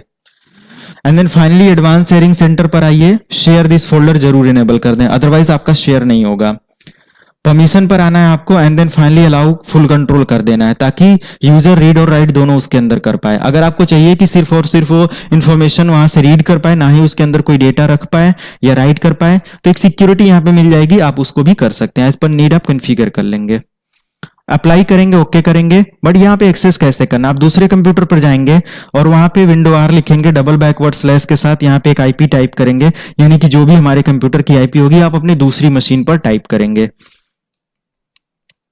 मान लिया मेरे कंप्यूटर पर जो अभी IP 127.0.0.1 है, तो मैं इसको लिखकर एंटर कर दूंगा। अब यहाँ पे देखो dir करके ये डायरेक्टरी शेयर हो गई है, दूसरे कंप्यूटर पर ये दिख जाएगा, और उस कंप्यूटर पे अगर इसको डाउनलोड अपलोड जो भी करना है तो यहाँ से कर सकता है बंदा। अब इतना करने के बाद अगर हमें इस स्टॉप करना है या इस शेयर को मैनेज करना है कि ये जो शेयर किया गया है इसको स्टॉप करना है, या कितनी सारी फाइलें आपने कंप्यूटर पर शेयर करी हैं वो सब स्टॉप करना है, तो क्या प्रोसेस है। इसके लिए आपको कुछ नहीं करना है, आपको माई कंप्यूटर पर राइट क्लिक करना है, मैनेज पर क्लिक कर देना है, फिर यहां पे आपको शेयर्ड फोल्डर पर क्लिक करना है, शेयर्स ऑप्शन पे जाना है, और सारे शेयर्स ऑप्शन आपको दिख जाएंगे। सभी को सिलेक्ट करके स्टॉप शेयरिंग करिए। जो ऑप्शन आपका शेयर हुआ होगा या जो करंटली रनिंग में होगा वो छोड़ के बाकी सब यहाँ पे डिसेबल हो जाएगा, या मतलब डी शेयर हो जाएगा या स्टॉप हो जाएगा। फाइनली अगर कुछ शेयर है और कोई एक्सेस कर रहा है तो यहाँ पे सेशन दिखा देगा कि कौन एक्सेस कर रहा है, पूरा सेशन दिखाएगा, और वो क्या एक्सेस कर रहा है ओपन फाइल्स के अंदर भी यहाँ पे आप देख सकते हो, अगर कोई बंदा कुछ एक्सेस कर रहा है तो। फाइनली इतना करने के बाद आप क्लोज कर दो। अगर यहाँ पे आप राइट क्लिक करके प्रॉपर्टी में आते हो और मैनेज शेयर पर क्लिक करते हो और यहाँ पे शेयर्स ऑप्शन में राइट क्लिक करते हो, न्यू शेयर कर सकते हो। न्यू शेयर में आप यहाँ पे परमिशन के साथ काफी अच्छे लेवल पे यहाँ पे शेयर कर सकते हो कि क्या चीज आपको करना है। यूजर के अंदर मैं SQLite के अंदर आता हूं, एंड यहाँ पे डेस्कटॉप पर मैं अगर दिखाऊं,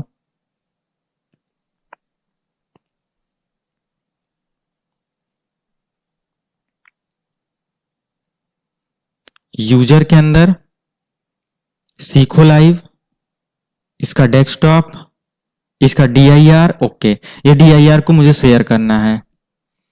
शेयर करके नेक्स्ट करना है। ऑल यूजर को रीड ओनली की परमिशन है या फुल एक्सेस कर देना है, जो भी आपको परमिशन देना है दे सकते हैं। फिनिश कर देना, यहाँ पे आपका फोल्डर शेयर हो जाएगा। तो दोनों ऑप्शन है, आप यहाँ से शेयर भी कर सकते हो और वहीं से आप स्टॉप भी कर सकते हो।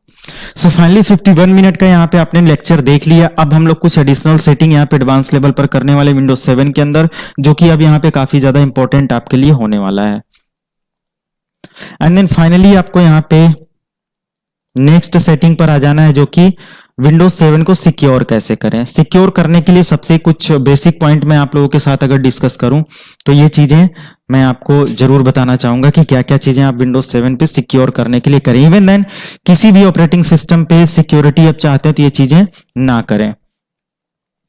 पहला पॉइंट कि आप यूएसबी के थ्रू किसी से डेटा ना लें, मतलब कि जो आप गाने मूवी कॉपी करते हो किसी भी कंप्यूटर से, तो उसके कंप्यूटर पे अगर वायरस होगा तो तुरंत आपके कंप्यूटर पे वो आ जाएगा।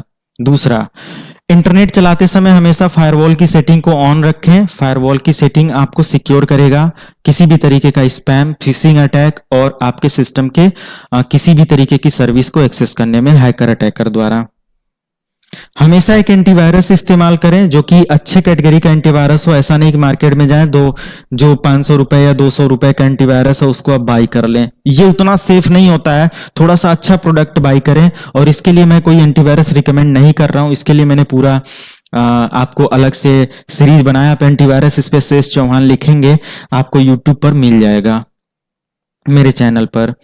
तो एटलीस्ट आप यहाँ पे एंटीवायरस इस्तेमाल करें। 4 नंबर पर आप अपना डिफेंडर की सेटिंग को ऑन रखें, विंडोज डिफेंडर की सेटिंग, और अपडेट रखें अपने कंप्यूटर सिस्टम का। अगर कोई भी अपडेट आता है तो उसको तुरंत अपडेट करें, क्योंकि अपडेट में जो भी बग होता है, जो भी फिक्स करना होता है, वो सब माइक्रोसॉफ्ट द्वारा वो अपडेट दिया जाता है, तो उसको जरूर कर लिया करें। अगर ये सब चीजें आप करते हैं तो कोई भी इशू नहीं होगा और बहुत आसानी से आप अपने सिस्टम को सिक्योर कर पाएंगे। प्लस कभी भी थर्ड पार्टी वेबसाइट या अडल्ट वेबसाइट पर विजिट ना करें, ऐसी वेबसाइट्स हमारे लिए सिक्योर नहीं होती हैं। किसी के भी मेल और मैसेज का इंस्टेंट रिप्लाई ना करें। अगर ऐसा नहीं करते हैं तो आपका सिस्टम सिक्योर 100% यहाँ पे हो सकता है। किसी भी अननोन वेबसाइट पर ना जाएं, किसी भी चैट रूम को ज्वाइन ना करें, और किसी के भी अगर किसी तरीके का मैसेज के अंदर कोई सॉफ्टवेयर भेजा जाता है और कोई भी तरीके का क्रैक या थर्ड पार्टी के थ्रू बोला जाता है कि ये आपको क्रैक डाउनलोड कर लो, इसके थ्रू ये सॉफ्टवेयर आपका क्रैक हो जाएगा, ये हो जाएगा। सो क्रैक मतलब डायरेक्टली आप हैकर्स के प्रोग्राम को अपने कंप्यूटर के अंदर ऐड कर रहे हो, और जिसके थ्रू आपके सिस्टम के हर एक डेटा, आपके कैमरे को, आपके माइक को, A to Z वो जब चाहे तब सुन सकता है, देख सकता है। आपको पता भी नहीं चलेगा आपका कैमरा लाइव है। इसके लिए अगर काफी डिटेल चाहिए तो सिक्योरिटी वाला चैनल मेरा ज्वाइन कर लो, एथिकल हैकिंग स्कूल। वीडियो को डिस्क्रिप्शन में लिंक है और आपको काफी डिटेल्स में मिल जाएगा कि कैसे आप इन सब चीजों से बच सकते हैं और ये पूरी सिक्योरिटी या एथिकल हैकिंग समझ सकते हैं। फाइनली ये सब चीजें बताने के बाद आपको कुछ सेटिंग्स में दिखा दे रहा हूं कि कैसे इसको सिक्योर करेंगे। कंट्रोल पैनल में आएंगे, system and security, Windows firewall, और यहां से ऑन ऑफ कर लेंगे इसको। देखो टर्न ऑन यहाँ पे है, ब्लॉक कर दो ताकि जो भी कनेक्शन यहाँ पे अनवांटेड आए उसको ये ब्लॉक कर दे। ओके कर दो। इवन देन इतना करने के बाद अगर आप चाहते हो कि इसको बाय डिफॉल्ट सेटिंग पर करना तो रिस्टोर डिफॉल्ट सेटिंग कर दें, आपका रिस्टोर हो जाएगा। बट मुझे रिस्टोर नहीं करना है। मैं यहाँ पे बैक करता हूं। बैक करने के बाद विंडोज अपडेट की सेटिंग को रेगुलर बेसिस पर करें ताकि आपके सिस्टम के लिए कुछ भी अपडेट आया है तो वो प्रॉपर तरीके से एक्टिव हो जाए, काम करे, और उस हिसाब से फिर आपका सिस्टम आगे अच्छे से आपको रिस्पॉन्स करे, आपके डेटा को सिक्योर करे। बैकअप एंड रिस्टोर वगैरह का एक मैं अलग से अभी बना दूंगा क्या है कैसे है। बाकी विंडोज एनी टाइम अपग्रेड दिया हुआ है, तो विंडोज अपग्रेड पे एक बार क्लिक करके आप देख सकते हो कि क्या दिया हुआ है। Get more feature with a new edition Windows 7। Wow. Go online to choose edition of Windows 7 that's best for you. After you purchase, Windows will upgrade automatically. तो यहाँ पे परचेज करना पड़ेगा। Enter and upgrade की, अगर आपके पास कोई upgrade की है तो उसको ऐड कर दें। जैसे कि आप अभी प्रोफेशनल इस्तेमाल करें, आपके पास अल्टीमेट का की है तो उसको ऐड करके नेक्स्ट पे क्लिक करें। आपका पूरा सिस्टम, आपके डेटा का भी सिक्योरिटी यहाँ पे मिल जाएगा। डेटा के साथ पूरा का पूरा वो अपग्रेड हो जाएगा और फिर आप अपना नया अपग्रेडेड ऑपरेटिंग सिस्टम इस्तेमाल कर सकते हैं। फाइनली इतना करने के बाद आपको यहाँ पे क्लोज कर देना है। अपग्रेड वगैरह का यहाँ पे ऑप्शन मैंने आपको दिखा दिया। एक्शन सेंटर के अंदर नोटिफिकेशन पैनल वगैरह मिल जाता है, इसको किस तरीके से ऑन करना है, क्या करना है, ये सारी डिटेल्स आप यहाँ से देख सकते हैं और इस हिसाब से आप यहाँ पे मैनेज भी कर सकते हैं। इसको मैं यहाँ पे क्लोज कर देता हूँ एंड देन फाइनली यहाँ पे आप अगली सेटिंग पे आ जाएंगे। अगली सेटिंग यहाँ पे आपको मिल जाता है कि कैसे बेसिस वर्सेस डायनेमिक डिस्क का आप डिफरेंस समझेंगे। गाइस ये तो बड़ा इंपॉर्टेंट टॉपिक है। सो अगर मैं बेसिक और डायनेमिक डिस्क की बात करूं तो डायनेमिक डिस्क हमारे सर्वर के लिए होता है, हमारे नॉर्मल कंप्यूटर ऑपरेटिंग सिस्टम के लिए जैसे क्लाइंट विंडोज 7 या 10 के लिए नहीं है।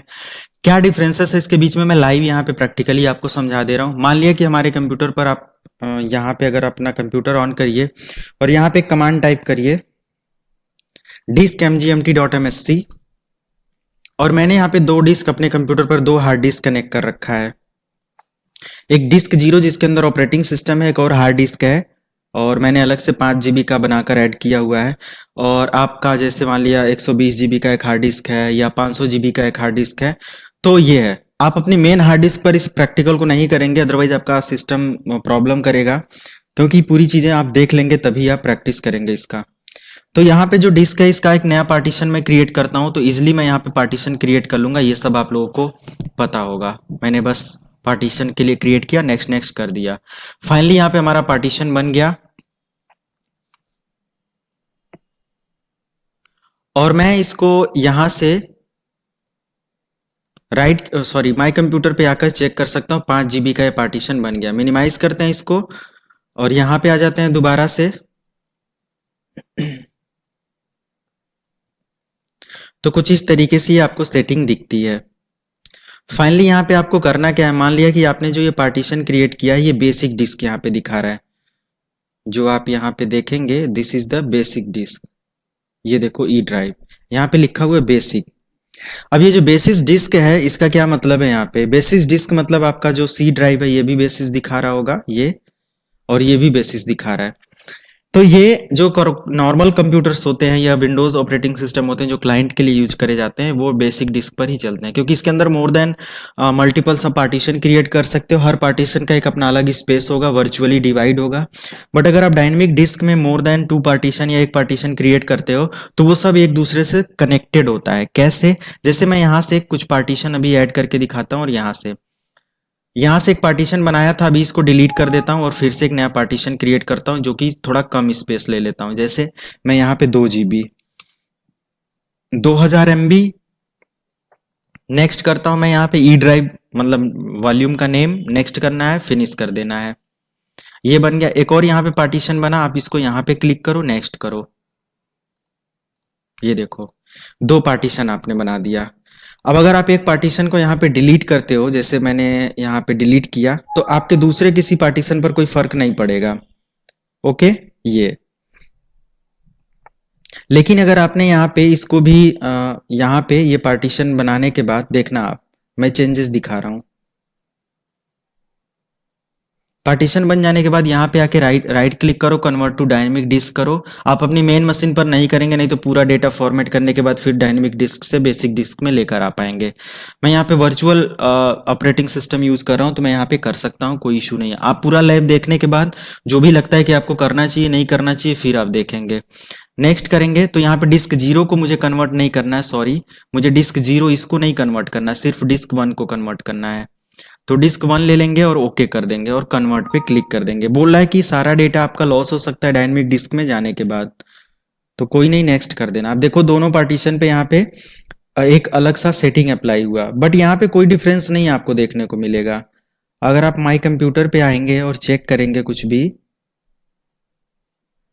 तो आपको यहाँ पे एज इट इज मिलेगा कि ठीक है, यहाँ पे ई ड्राइव और एफ ड्राइव मिल रहा है 2 GB 3 GB का, है ना। यहाँ पे जो डेटा रखेंगे वो अलग जाएगा और ई के अंदर जो रखेंगे अलग आएगा। लेकिन यहाँ पे इस पार्टीशन को अगर मैं यहाँ से डिलीट करता हूँ तो मुझे देखने को क्या मिलता है, ये देखो एक पार्टीशन डिलीट हुआ। इस पार्टीशन पे कोई फर्क पड़ा, आप रिबूट और ये सब चीजें करके एक बार जरूर चेक कर लेंगे। ओके, और अगर आप यहाँ पे कन्वर्ट करना चाहेंगे बेसिक डिस्क में तो यहाँ पे ऑप्शन नहीं आएगा। दूसरी चीज, मैं पूरा का पूरा पार्टीशन यहाँ से डिलीट कर देता हूँ और यहाँ पे बेसिक डिस्क में, तब ये ऑटोमेटिक कन्वर्ट हो जाएगा। राइट क्लिक करिए, कन्वर्ट टू डायनेमिक डिस्क करिए, डिस्क 1 को दोबारा से पूरा कंप्लीट कर लीजिए डायनेमिक डिस्क में।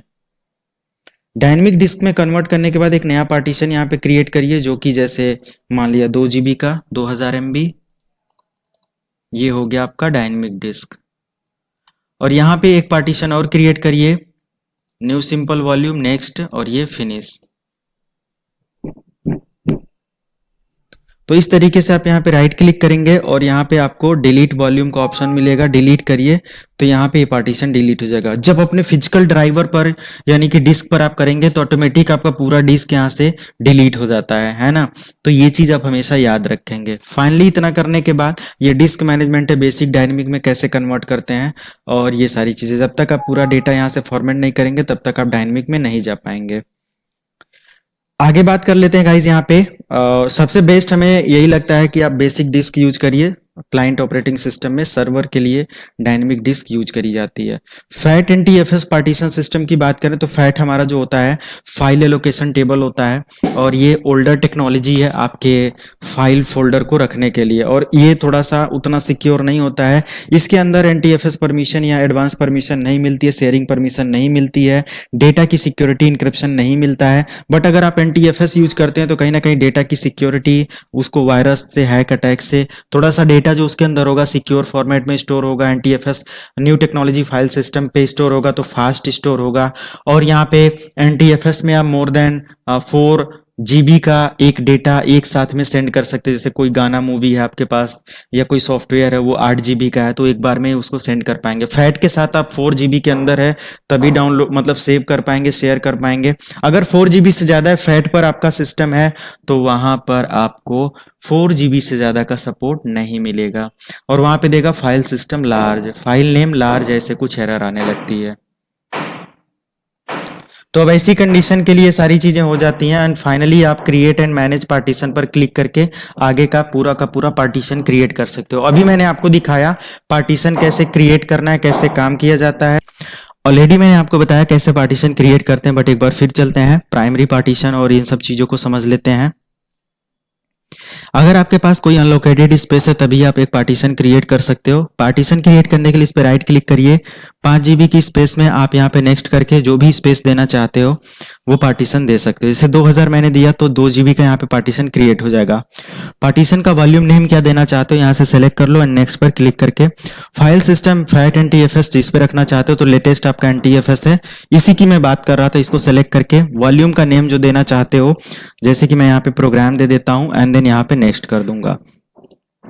आपको यहाँ पे प्रोग्राम नाम से एक वॉल्यूम क्रिएट हो जाएगा। माई कंप्यूटर के अंदर आप इसको आकर चेक कर सकते हो।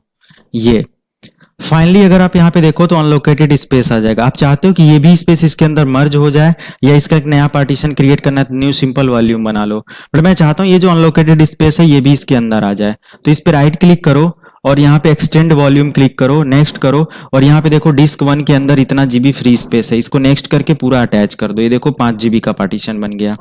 दोबारा आपको उसको वापस लाना है या बैक करना है, इसके अंदर लग रहा है कि 5 GB का स्पेस नहीं, 1 GB इसमें बहुत है, 4 GB बाहर करना है। राइट क्लिक करके श्रिंक करो, श्रिंक करने के बाद यहाँ पे 4 GB का स्पेस दिया हुआ है, श्रिंक कर लो। देखो 4.30 GB का आउट हो गया। नया पार्टीशन यहाँ पे आप क्लिक कर सकते हो। एनी टाइम आप इसको इसके अंदर या यहाँ पे राइट क्लिक करके यहाँ पर भी एक्सटेंड कर सकते हो, बट यहाँ पे डिस्क 0 है और डिस्क 0 में आप डिस्क 1 का डेटा नहीं ऐड कर सकते क्योंकि 2 हार्ड डिस्क अलग अलग है यहाँ पे। यही सर्वर होता तो आप इस चीज को एक साथ आसानी से मैनेज कर लेते, कोई इशू नहीं होता क्योंकि वहां पे डायनेमिक डिस्क के साथ काम करता है। मल्टीपल सब डिस्क ऑटोमेटिक कनेक्ट करने के लिए बनाया ही गया है वो। यहाँ पे आप राइट क्लिक करके न्यू वॉल्यूम क्रिएट कर सकते हो, अदरवाइज दोबारा से यहाँ पे एक्सटेंड करके इसका वॉल्यूम अप स्टेट मतलब अपडेट कर सकते हो। ये हो गया। फाइनली ये वॉल्यूम क्रिएट करना हो जाता है और आप इस तरीके से अपना नया पार्टीशन क्रिएट कर सकते हो। पार्टीशन क्रिएट करने के बाद एक बार फॉर्मेट वहां से होता है तो एक बार यहाँ से भी प्रॉपर फॉर्मेट कर लिया करें। अपना फाइल सिस्टम एलोकेशन वगैरह जो भी है उसको सिलेक्ट करके TFS फैट वगैरह चेक कर लें और यहाँ पे वॉल्यूम नेम दोबारा से चेंज करना चाहते हैं, क्विक फॉर्मेट करना चाहते हैं, सेलेक्ट कर लें एंड देन स्टार्ट पे क्लिक करके ओके कर दें। एक बार ये प्रॉपर फॉर्मेट हो जाएगा तो आपका प्रॉपर तरीके से ये डिस्क काम करना स्टार्ट कर देगा। समटाइम्स ये पार्टीशन नेम नहीं शो करता, मतलब या ये पूरा पार्टीशन बनाने के बाद भी नहीं दिखता। तो ये क्यों नहीं दिखता? डिस्क मैनेजमेंट के अंदर आप आ जाओ तो हमेशा याद रखो कि यहाँ पे एक सेटिंग होती है। जैसे अगर आप यहाँ पे ई ड्राइव देख रहे हो तो चेंज वॉल्यूम नेम, अगर आप यहाँ पे देखो ड्राइव लेटर ऑप्शन और इसको अगर कोई रिमूव कर देता है तो इसके अंदर जो भी डेटा है सब कुछ रहेगा बट ये दिखेगा नहीं। आप यहाँ पे देखो ये दिख नहीं रहा है, ओके। बट यहाँ से अगर आप डिस्क मैनेजमेंट के अंदर आकर देखोगे, ओपन भी करोगे तो ये ओपन भी होगा, सब कुछ होगा। फाइल एक्सप्लोर का ऑप्शन यहाँ पे नहीं दे रहा है, नहीं एक्सप्लोर भी नहीं हो रहा है तो ये क्योंकि अभी यहाँ पे डिस्क पार्टीशन नहीं आपने दिया। तो चेंज लेटर कर लो, ऐड कर लो, कोई भी एक लेटर यहाँ से सेलेक्ट करके ओके कर दो। अब आपका यहाँ पे पार्टीशन दिखेगा भी और राइट क्लिक करने के बाद यहाँ पे भी एक्सप्लोरर ओपन कर सकते हो। तो इस तरीके से यहाँ पे होगा। माई कंप्यूटर ओपन करके आप चेक कर सकते हो, यहाँ पे पार्टीशन दिखेगा। तो ये भी एक इशू हो सकता है, रीजन हो सकता है, आप इसको एक बार चेक कर लेंगे अगर ऐसा कभी एरर आता है तो। फाइनली इसको भी मैं क्लोज कर देता हूँ, आ जाता हूँ अपने नेक्स्ट टॉपिक पर, जो कि है बिट लॉकर कैसे इस्तेमाल करना होता है और बिट लॉकर पे कैसे आप मैनेज करते हैं। तो बिट लॉकर के लिए यहाँ पे आपको क्या करना होता है, एक तरीके का इंक्रिप्शन सिक्योरिटी है। मान लिया कि आपके पास ये जो डेटा है ई ड्राइव पर राइट क्लिक करके देखो, यहाँ पे कुछ ऑप्शन यहाँ पे दिख रहा है, नहीं दे रहा है। ऐसा क्यों है? क्योंकि आप अभी वर्चुअल मशीन के अंदर काम कर रहे हैं, है ना। नहीं तो यहाँ पे आप बिट लॉकर आसानी से इनेबल कर सकते थे, लेकिन अगर होम एडिशन है तो नहीं आप कर सकते हो। मेरा कौन सा एडिशन है? तो मेरा यहाँ पे विंडोज 7 का प्रोफेशनल एडिशन है। अगर मैं यहाँ पे विन वर्क करूँ तो ये आपको दिखा देगा प्रोफेशनल एडिशन है। एंड प्रोफेशनल एडिशन में आप आसानी से सब कुछ बिट लॉकर वगैरह की भी सिक्योरिटी इनेबल कर सकते हो। तो फिलहाल यहाँ पे बिट लॉकर नहीं दे रहा है, तो क्या कर सकते हैं, let me check. Control panel में भी बिट लॉकर होता है सिक्योरिटी एंड सिस्टम के अंदर। तो administrative tool,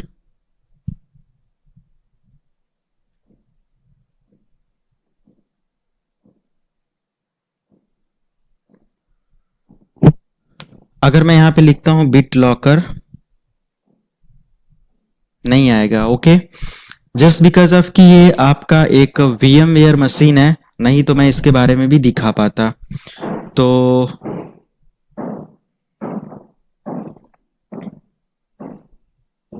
so guys, bit locker support यहाँ पे नहीं मिल पाएगा। बिट लॉकर सपोर्ट के लिए हार्डवेयर सपोर्ट करना पड़ता है, तो ये वर्चुअल मशीन है और इसके अंदर वर्चुअल हार्डवेयर नहीं बिट लॉकर के लिए सपोर्ट कर रहा है। अगर आपकी मेन मशीन होता तो आप अपने कंप्यूटर के राइट क्लिक करते, मतलब कंप्यूटर पे आने के बाद राइट क्लिक करके turn on bit locker on कर लेते। तो यहाँ पे वैसे कोई भी तरीके से बिट लॉकर ऑप्शन तो नहीं मुझे दिख रहा है, और नहीं तो हम लोग यहाँ पे इनेबल कर सकते थे। तो ये सारी चीज़ें यहाँ पे हो जाती हैं। सबसे इंपॉर्टेंट बात यहाँ पे आ जाती है कि अगर पार्टीशन पे आप और सिक्योरिटी इनेबल करना चाहते हो तो कोटा की सेटिंग दिया हुआ है, सो कोटा सेटिंग इनेबल कर लो। आप इसमें कितना कोटा लिमिट देना चाहते हो, आप यहाँ पे MB KB GB जो भी देना चाहते हो यहाँ पे दे सकते हो। 1 MB से ज़्यादा यहाँ पे यूजर ना रख पाए डेटा, ये सब चीजें आप यहाँ पे अप्लाई कर देंगे। तो जैसे ही आप यहाँ पे ओके करके अप्लाई करेंगे, 1 MB जैसे इसके अंदर डेटा यूजर रखेगा उसको वार्निंग मिल जाएगा कि आपने कोटा लिमिट फिक्स कर लिया है, मतलब फिनिश कर लिया, आप और डेटा नहीं रख सकते। बट उसको भी एक्सीड किया जा सकता है वार्निंग लेवल के साथ, और ये सारी चीजें हैं। तो आप यहाँ से कोटा मैनेजमेंट सेटिंग इनेबल कर सकते हैं। फाइनली रेडी बूस्ट ऑप्शन यहाँ पे दिया हुआ है, तो ये सब ऑप्शन आपको नहीं कुछ देखना है। कस्टमाइज वगैरह में आइकन वगैरह, फाइल वगैरह जो भी है, जनरल ऑप्शन, ये सब चीज़ें सेट कर सकते हैं और अपना काम कर सकते हैं। फाइनली मैं इसको क्लोज करता हूँ। राइट क्लिक करके यहाँ पे अगर आप देखोगे प्रॉपर्टी में आने के बाद तो डिस्क क्लीनअप दिया हुआ है, इसको जरूर आप यूज कर लिया करें कभी कभी, क्योंकि ये क्या करता है आपके अनवांटेड फाइल को डिलीट कर देता है और आपके सिस्टम को थोड़ा सा ऑप्टिमाइज कर देता है। ये इस तरीके से काम करता है। आगे हम लोग बात करें प्रिंटर शेयरिंग के बारे में, तो आपके कंप्यूटर पर अगर प्रिंटर लगा हुआ है तो उसको आसानी से शेयर कर सकते हैं। प्रिंटर के लिए प्रिंटर ड्राइवर इंस्टॉल कर दीजिए, अपने प्रिंटर को पावर दीजिए और अपने प्रिंटर का USB केबल अपने लैपटॉप से या अपने डेस्कटॉप से कनेक्ट कर दीजिए। कनेक्ट करने के बाद आपको आ जाना है अपने कंट्रोल पैनल में, यहाँ पे सिस्टम एंड सिक्योरिटी, सॉरी यहाँ पे हार्डवेयर एंड साउंड में, डिवाइसेस एंड प्रिंटर में, और आपका प्रिंटर यहाँ पे ड्राइवर अपडेट करने के बाद ऐसे दिख रहा होगा। इस पे राइट क्लिक करना है, प्रिंटर प्रॉपर्टी आना है, ना कि प्रॉपर्टीज पर आना है। आपको प्रिंटर प्रॉपर्टी सेलेक्ट करना है, शेयरिंग ऑप्शन पे आके यहाँ पे आप शेयर दिस प्रिंटर कर लेंगे। हमारे पास प्रिंटर भी यहाँ पे ऐड नहीं है, तो यहाँ पे दे रहा है कि अभी प्रिंटर शेयर का ऑप्शन नहीं है, तो हम एक वर्चुअल प्रिंटर ऐड कर लेते हैं। ऐड करने के लिए मैं यहाँ पे ऐड प्रिंटर करूंगा, ऐड लोकल प्रिंटर, नेक्स्ट। मान लिया कैनन का एक प्रिंटर मैं यहाँ पे ले लेता हूँ, नेक्स्ट। और ये हो गया हमारा प्रिंटर इंस्टॉल, वर्चुअली मैंने ऐड किया है। और आपका जो रियल में होगा वो ड्राइवर जैसे ही आप इंस्टॉल करेंगे, प्रिंटर को कनेक्ट करेंगे, आपका यहाँ पे आ जाएगा। फिनिश कर देंगे और देखो यहाँ पे कैनन बाय डिफॉल्ट प्रिंटर हो गया। अभी तक यहाँ पे राइट क्लिक करके देखो तो सेट एज डिफॉल्ट ये था, बट अभी जैसे ही मैंने इसको इंस्टॉल किया सेट एज डिफॉल्ट ये हो गया। अब यहाँ पे आप देख सकते हो, इस पे राइट क्लिक करके इसकी प्रॉपर्टी ओपन करके तो शेयरिंग दिस प्रिंटर और शेयर दिस ऑप्शन यहाँ पे आ जाएगा। Change sharing option, share this printer. Sharing का नाम क्या देना चाहते हो अप्लाई करके ओके कर दो। अब जिस भी कंप्यूटर सिस्टम पे आप प्रिंट कमांड देना चाहते हो इस प्रिंटर पर, उस कंप्यूटर सिस्टम पर जाओ और शेयर आपका जो है, तो शेयर करने के लिए एक्सेस करना मैंने आपको बताया कि जिस कंप्यूटर को आप एक्सेस करना चाहते हो डबल बैकवर्ड स्लैश के साथ IP एड्रेस देकर ओके कर देंगे। और यहाँ पे देखो आपका प्रिंटर शेयर है, दूसरे कंप्यूटर पर ऐसे दिखेगा, जैसे इस पे डबल क्लिक करेंगे आपका यहाँ पे प्रिंटर का ड्राइवर उस कंप्यूटर पर भी इंस्टॉल हो जाएगा। और बस आपको क्या करना है, डॉक्यूमेंट ओपन करना है, और डॉक्यूमेंट ओपन करके जैसे ही आप राइट क्लिक करेंगे, प्रिंट कमांड देंगे, यहाँ पे ये प्रिंट कमांड आपका क्या कर लेगा, एक्सेप्ट कर लेगा। अदरवाइज आप यहाँ पे राइट क्लिक करके प्रिंट सेटअप करिए यहाँ पे, और आपको प्रिंटर यहाँ पे डायरेक्ट आप ना देकर आप यहाँ पे प्रिंटर सेलेक्ट कर सकते हैं, अगर 2-3 प्रिंटर आपके कंप्यूटर पर अटैच है तो इस तरीके से आ जाएगा। वैसे प्रिंटर यहाँ पे कह रहा है प्रिंटर नॉट रिस्पॉन्डिंग, क्योंकि ऐसा कोई प्रिंटर नहीं है, तो मैं यहाँ पे डिसेबल कर देता हूँ, डिलीट कर देता हूँ। इस तरीके से आप यहाँ पे देख सकते हैं। प्रिंटर क्यू में यहाँ पे देखेंगे तो 1 डॉक्यूमेंट पेंडिंग दिखा रहा है, इस पे आप राइट क्लिक करके cancel open devices and printer या ऑल एक्टिव प्रिंटर, ये सब ऑप्शन दिया हुआ है। तो ऑल एक्टिव प्रिंटर में देखो एक नोटपैड है जो कि प्रिंट कमांड के लिए रेडी है, तो इसको कैंसिल कर सकते हैं यहाँ से, ताकि आपका जो भी प्रिंटर है एक्सेप्ट किया हुआ है काम को वो डिलीट कर दे, और फिर नया प्रिंटिंग आप आगे कंटिन्यू कर पाओ। तो इस तरीके से होता है, थोड़ा सा वेट करके डिलीट हो जाएगा।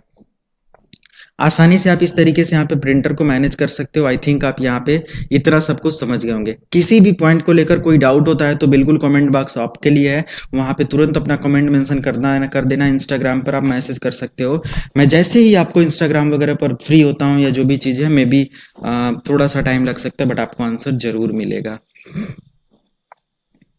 एंड इंस्टाग्राम पर भी फॉलो कर ले, बहुत सारे अपडेट मैं वहाँ पर भी आप लोगों को प्रोवाइड करता रहता हूँ। Finally Windows password reset disk कैसे क्रिएट करते हैं, ये एक ऐसा सिक्योरिटी सिस्टम है जिसके अंदर अगर आप अपना पासवर्ड भूल जाते हो तो भी अपने पासवर्ड को आप रिकवर कर सकते हो।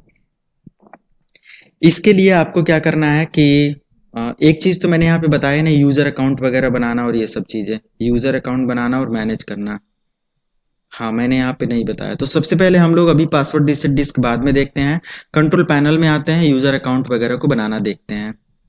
यूज़र अकाउंट के लिए यूज़र अकाउंट पे क्लिक करिए। अभी तो क्रेडेंशियल एंड बहुत सारी डिटेल्स यहाँ पे, अगर ये सब चीज़ें बताने लगे तो बहुत लंबी वीडियो जाएगी, बट क्रेडेंशियल और इन सब चीज़ों की डिमांड होती है। अगर किसी को समझना है तो आप मुझे कमेंट कर देना, अगर किसी का भी मैसेज आता है तो डेफिनेटली मैं इस पर भी वीडियो शूट करके आपको दे दूंगा।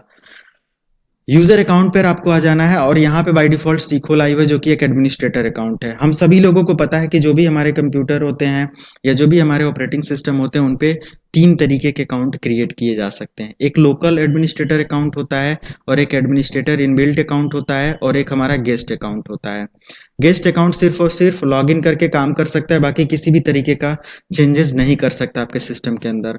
Local admin account security related update या कोई भी चेंजेस नहीं कर सकता, और एडमिन के पास फुल अथॉरिटी होती है, कोई भी चेंजेस वो कर सकता है। तो हम लोग यहाँ पे लोकल एडमिनिस्ट्रेटर अकाउंट पे अभी लॉगिन है, इसके पास कंप्लीट प्रिविलेज नहीं होती है, और अगर हम लोग लोकल एडमिनिस्ट्रेटर अकाउंट की बजाय हम लोग रूट एडमिनिस्ट्रेटर अकाउंट से लॉगिन करें, इनबिल्ट एडमिनिस्ट्रेटर अकाउंट से, तो हम लोग सारी सेटिंग्स को काफ़ी बेहतर तरीके से कंट्रोल कर पाएंगे। अगर आपके पास एक यूज़र अकाउंट है और यहाँ पे चेंज यूज़र अकाउंट नेम करना चाहते हो तो अपने यूज़र अकाउंट का नेम यहाँ पे चेंज कर सकते हो। अभी सीखो लाइव है तो यहाँ पे नया नेम देकर चेंज कर देंगे। फाइनली यहाँ पे चेंज पासवर्ड है, पासवर्ड करंट वाला पासवर्ड देना, नया पासवर्ड देकर पासवर्ड हिंट देकर चेंज कर देना, आप पासवर्ड बदल पाएंगे। पासवर्ड को रिमूव कर देना, लगाना ही नहीं है तो करंट पासवर्ड देकर रिमूव कर दो, बिना पासवर्ड के आप लॉगिन कर पाओगे। यहाँ पे पिक्चर सेट करना है, तो जो भी आपको पिक्चर लग रहा है वो आप सेलेक्ट करके यहाँ पे ऐड कर देंगे। आप अपना प्रोफाइल पिक्चर अपनी लगा लेंगे। अगर आप ऐसे दिखते हैं तो बिल्कुल इसको छोड़ सकते हैं, ऐसे ही अगर आप दिख रहे हैं तो बिल्कुल ऐसे ही आप रहने देंगे। सॉरी, मजाक की बात है। और यहाँ पे आपको क्या करना है, फिर फाइनली आपको अकाउंट टाइप सेट करना है। अभी आप देखो यहाँ पे एडमिनिस्ट्रेटर अकाउंट हो, स्टैंडर्ड में जाना है तो आप जा सकते हो, बट आपके पास एटलीस्ट एक एडमिनिस्ट्रेटर अकाउंट होना चाहिए। तो मैं यहाँ पे एक और अकाउंट क्रिएट करना चाहता हूँ, तो मैनेज यूजर अकाउंट पे क्लिक करूंगा। गेस्ट यूजर यहाँ से इनेबल डिसेबल कर सकते हो आप टर्न ऑन करके, और अगर एक नया अकाउंट क्रिएट करना है तो क्रिएट न्यू अकाउंट पे क्लिक कर लेंगे। क्लिक करने के बाद यहाँ पे अकाउंट नेम मैं लिख देता हूँ सीखो लाइव, या मैं लिख देता हूँ एक यूजर नेम सेस करके। और ये स्टैंडर्ड या एडमिनिस्ट्रेटर कैसा अकाउंट बनाना है, तो मैं बना देता हूँ इसको स्टैंडर्ड अकाउंट क्रिएट कर देता हूँ। क्रिएट करने के बाद कभी भी आप इस यूजर के उस पे आ जाएं और एक पासवर्ड यहाँ पे देना चाहें तो पासवर्ड कंफर्म और इसका पासवर्ड हिंट देकर लॉगिन कर सकते हैं। पिक्चर नेम वगैरह यहाँ पे चेंज करना चाहें तो कर सकते हो। कितना अच्छा प्रोफाइल पिक्चर मेरा दिख रहा है यहाँ पे, तो चेंज प्रोफाइल पिक्चर पर भी क्लिक करके आप यहाँ पे देख सकते हैं जैसे भी आपको अप्लाई करना है। सो फिलहाल अच्छा है, तो मैं अपने लिए तो एक बेस्ट प्रोफाइल सेलेक्ट करूंगा ही, जो कि है I think this one. Okay, and यहाँ पे आप picture control set, parental control, बहुत सारी चीज़ें आप सेट कर सकते हैं। अकाउंट को डिलीट कर सकते हैं और मैनेज अनदर अकाउंट पे आ सकते हैं। इतना क्लिक करने के बाद आप जैसे इसको कैंसिल करते हैं एंड यहाँ पे चेंज अकाउंट टाइप दिया होगा। क्लिक करने के बाद अभी स्टैंडर्ड अकाउंट है, एडमिनिस्ट्रेटर में बदलना चाहें तो यहीं से आप बदल सकते हैं। तो ये सब ऑप्शन है, एडमिनिस्ट्रेटर अकाउंट की प्रिविलेज मिल जाएगी तो काफ़ी ज़्यादा चेंजेस आप कर पाएंगे। तो स्टैंडर्ड अकाउंट होता है, एडमिनिस्ट्रेटर अकाउंट होता है और आपका एक गेस्ट अकाउंट होता है, जो मैंने आपको बता दिया। फाइनली इतना करने के बाद आप बैक करिए और यहाँ पर मेन बात ये होता है कि अगर इस पे भी एक पासवर्ड देना है, चलो मैं दे देता हूँ। मैंने यहाँ पे 123 एक पासवर्ड दे दिया और इसको मैं दे देता हूँ एक हिंट 321 करके और क्रिएट कर दिया। पासवर्ड हमारा बन गया। फाइनली आपको यहाँ पे क्या करना है, चेंज अकाउंट नेम पर वगैरह कर क्लिक करना है तो नेम वगैरह भी क्लिक कर सकते हैं, ये सारी चीज़ें हो जाती हैं। क्या हमारे पास बस यही एक ऑप्शन है क्रिएट करने के लिए, यूज़र नेम और ये सब? तो इसके अलावा LUSRMGR.MSC अगर आप लिख कर एंटर करते हो तो भी आपको एक नया कंसोल पैनल मिलेगा। यूजर और ग्रुप भी बना सकते हो। तो शेष नाम का यूजर है, रीसेट पासवर्ड कर सकते हो, सारी चीज़ें यहाँ पे आप देख सकते हो। एडमिनिस्ट्रेटर के लिए भी यहाँ पे पासवर्ड रीसेट और सब कुछ यहाँ पे देख सकते हो। पर प्रिंटर प्रॉपर्टीज वगैरह, शेयरिंग मेंबर किसका है, सब चीज़ें आप यहाँ पे देख सकते हैं। ओके, तो ये सारी चीज़ें हो जाती हैं। दोनों ऑप्शन है, जहाँ से भी आप जो भी इनेबल करना चाहे कर सकते हैं, वहाँ से भी आप यूजर क्रिएट कर सकते हो। यूजर अकाउंट पे दोबारा आने के बाद यहाँ पे मैं यूजर अकाउंट पे क्लिक कर देता हूँ और यहाँ पे देखो create a password reset disk ये पूछ रहा है। Create a password reset disk में ये कह रहा है कि this feature requires removal media such as a floppy disk या यूएसबी डिस्क के अंदर ये काम करेगा। तो VMware है, अदरवाइज मैं यहाँ पे जो भी डिस्क है कनेक्ट कर लेता। एक बार मैं ट्राई करता हूँ इसके अंदर पेन ड्राइव कनेक्ट करके रीसेट डिस्क क्रिएट करने के लिए। तो गाइज यहाँ पे मैं अपना पासवर्ड रीसेट डिस्क के लिए पेन ड्राइव कनेक्ट करता हूँ और यहाँ पे देखो वर्चुअल मशीन के लिए पूछ रहा है, ये वर्चुअल मशीन पे कनेक्ट करना है पेन ड्राइव को या आपके मेन मशीन पर। तो मैं कनेक्ट वर्चुअल मशीन और मशीन का नेम यहाँ पे दिया हुआ है, machine name I think Windows 7 ही यहाँ पे होगा, एक ही मशीन है तो ओके कर देना है। और आपका जो पेन ड्राइव है देखो यहाँ पे इंस्टॉल हो जाएगा। अब यहाँ पे मेरा पेन ड्राइव सीखो लाइव करके ये मैंने 16 GB का पेन ड्राइव यूज किया। अब 4 GB है या उससे कम GB का है तो भी ये बहुत छोटा सा एक फाइल क्रिएट होगा। अब क्रिएट रीसेट डिस्क पे आ जाएंगे, क्लिक करेंगे और यहाँ पे सीखो लाइव करके यहाँ पे आ जाएगा सीखो लाइव F। जो हमारा पेन ड्राइव है वो यही है और इसको मैं ओपन कर लेता हूँ। फिलहाल यहाँ पे मेरा ओके, तो कुछ डेटा मैंने रखा हुआ है और ये जो डेटा आप देख सकते हो ये पूरा का पूरा मेरा एक यहाँ पे GF लिखा है, तो ये कोई ऐसा वैसा मत समझना। और बस यहाँ पे एक वैसे ही नाम कुछ टाइप करते समय कुछ भी हो जाता है। तो ये कुछ डेमोज वीडियोज मैंने रखा है जो मैंने शूट किया हुआ है आपके अनबॉक्सिंग वगैरह के लिए, सब चीज़ों के लिए। और उसके बाद यहाँ पे आपको नेक्स्ट कर देना है। नेक्स्ट करने के बाद एक पासवर्ड जो भी यहाँ पे है यूज़र करेंट पासवर्ड, आपका जो भी पासवर्ड है उसको यहाँ पे ऐड कर देना, जो कि करंट टाइम जब आपको याद रहता है तो इसको फर्स्ट टाइम बनाकर आपको क्या कर लेना है, सेव कर लेना है। सेव कर लेने के बाद बस इसको फिनिश कर दो। अब क्या होता है कि यूजर क्या करता है, चेंज पासवर्ड पे आता है और अपना करंट पासवर्ड जो भी देता है, या कोई भी यूजर जिसको पता है इसके बारे में, उसने ये करने के बाद आपका पासवर्ड चेंज कर दिया। आपको अब कैसे पता चलेगा कि ये चीज़ क्या हो गई? आपका पासवर्ड चेंज हो गया, सब कुछ हो गया, एंड देन कुछ समय के बाद यहाँ पे अगर मैं दिखाऊं तो आप लॉक हो गया कंप्यूटर और आप भूल भी गए, विंडो R और LOGOFF लॉग ऑफ कर दिया। अब पूरा का पूरा यहाँ पे तो आप भूल गए, कोई दिक्कत नहीं है। अब ये सारी चीज़ें तो अब यहाँ पे आपको करना क्या है, आपको पासवर्ड रीसेट डिस्क यहाँ पे ओपन करना है, पासवर्ड रीसेट डिस्क पर आना है। आप यहाँ पे सेस करके एक यूजर है, स्विच करके देखो सीखो लाइव है। तो सीखो लाइव के लिए आपने पासवर्ड ओपन किया है तो इस पर एक बार क्लिक किया तो यहाँ पे रीसेट पासवर्ड आ जाएगा। रीसेट पासवर्ड पर क्लिक करने के बाद नेक्स्ट करो, यहाँ पे सीखो लाइव F करके आ जाएगा। आपको नए पासवर्ड की जरूरत नहीं, यहाँ पे डायरेक्ट नया पासवर्ड पूछेगा, मतलब वो पुराने पासवर्ड की, किसी भी पुराने पासवर्ड की जरूरत नहीं है, नया पासवर्ड पूछेगा। मैं नया पासवर्ड यहाँ पे admin@1 रख देता हूँ और यहाँ पे admin@12 और इसका मैं 1212 रख देता हूँ। ओके कर दिया। यहाँ पे कह रहा पासवर्ड डू नॉट मैच, अच्छा कुछ गलत मैंने कर दिया, admin@12 ओके, और 12 यहाँ पे देकर नेक्स्ट कर दिया। ये देखो पासवर्ड आपका रीसेट हो जाएगा। अब यहाँ पे admin@12 आप देखो यहाँ पे लॉगिन कर लोगे, कोई दिक्कत नहीं है, आसानी से आप अपने पासवर्ड को रीसेट कर सकते हो, कोई इशू यहाँ पे आपको नहीं होता है। तो ये पासवर्ड रीसेट डिस्क है, यूजर बनाना आपने देख लिया ये सारी चीजें। एंड देन फाइनली अगर आप नेक्स्ट टॉपिक के बारे में बात करो तो डोमेन कैसे ज्वाइन किया जाता है। डोमेन ज्वाइन करने के लिए सिंपल, आपके पास सर्वर होगा तो आप यहाँ पे राइट क्लिक करेंगे और इसकी प्रॉपर्टी ओपन कर लेंगे। प्रॉपर्टी ओपन करने के बाद चेंज सेटिंग में आ जाएंगे और चेंज यहाँ पे ऑप्शन पे क्लिक करेंगे, डोमेन पे आ जाएंगे। मेरी कंपनी में मान लिया live.com एक सर्वर सर्वर चल रहा है sikolive.com, क्लिक करेंगे, ओके करेंगे, यूजर नेम पासवर्ड पूछेगा और इजिली आप लॉगिन कर लेंगे। और जो सर्वर द्वारा परमिशन आपको मिलेगी फिर आप वही कर सकते हो, उसके अलावा आप कुछ नहीं कर सकते हो। तो ये भी एक सेटिंग यहाँ पे थी जिसको मैंने आपको बता दिया। ट्रबल शूटिंग की बात करें तो अक्सर आपको यहाँ पे कुछ ऐसे पॉइंट्स को पता करना होता है जो कि विंडोज के अंदर काफी इजी होता है मैनेज करना, बट अगर छोटी छोटी गलतियां आप लोग करते हैं तो आपका सिस्टम बहुत जल्दी क्रैश हो जाता है और कहीं ना कहीं प्रॉब्लम फेस करना पड़ सकता है। तो ऐसे सिचुएशन से बचने के लिए, ऐसी गलतियों से बचने के लिए आपको क्या क्या करना चाहिए, सारी डिटेल्स हम यहाँ पे आप लोगों को बता दे रहे हैं। सबसे पॉइंट नंबर 1 की अगर मैं बात करूं तो आपको यहाँ पर किसी भी तरीके का यूएसबी से डेटा शेयरिंग नहीं करना चाहिए, ना ही किसी भी तरीके का अनवांटेड इंटरनेट वगैरह को एक्सेस करना चाहिए, अनवांटेड किसी वेबसाइट पर या चैट रूम को ज्वाइन नहीं करना चाहिए। नंबर 3, अगर आप अपने सिस्टम को प्रॉपर अपडेट रखते हैं तो आपका सिस्टम किसी भी तरीके से प्रॉब्लम नहीं क्रिएट करेगा।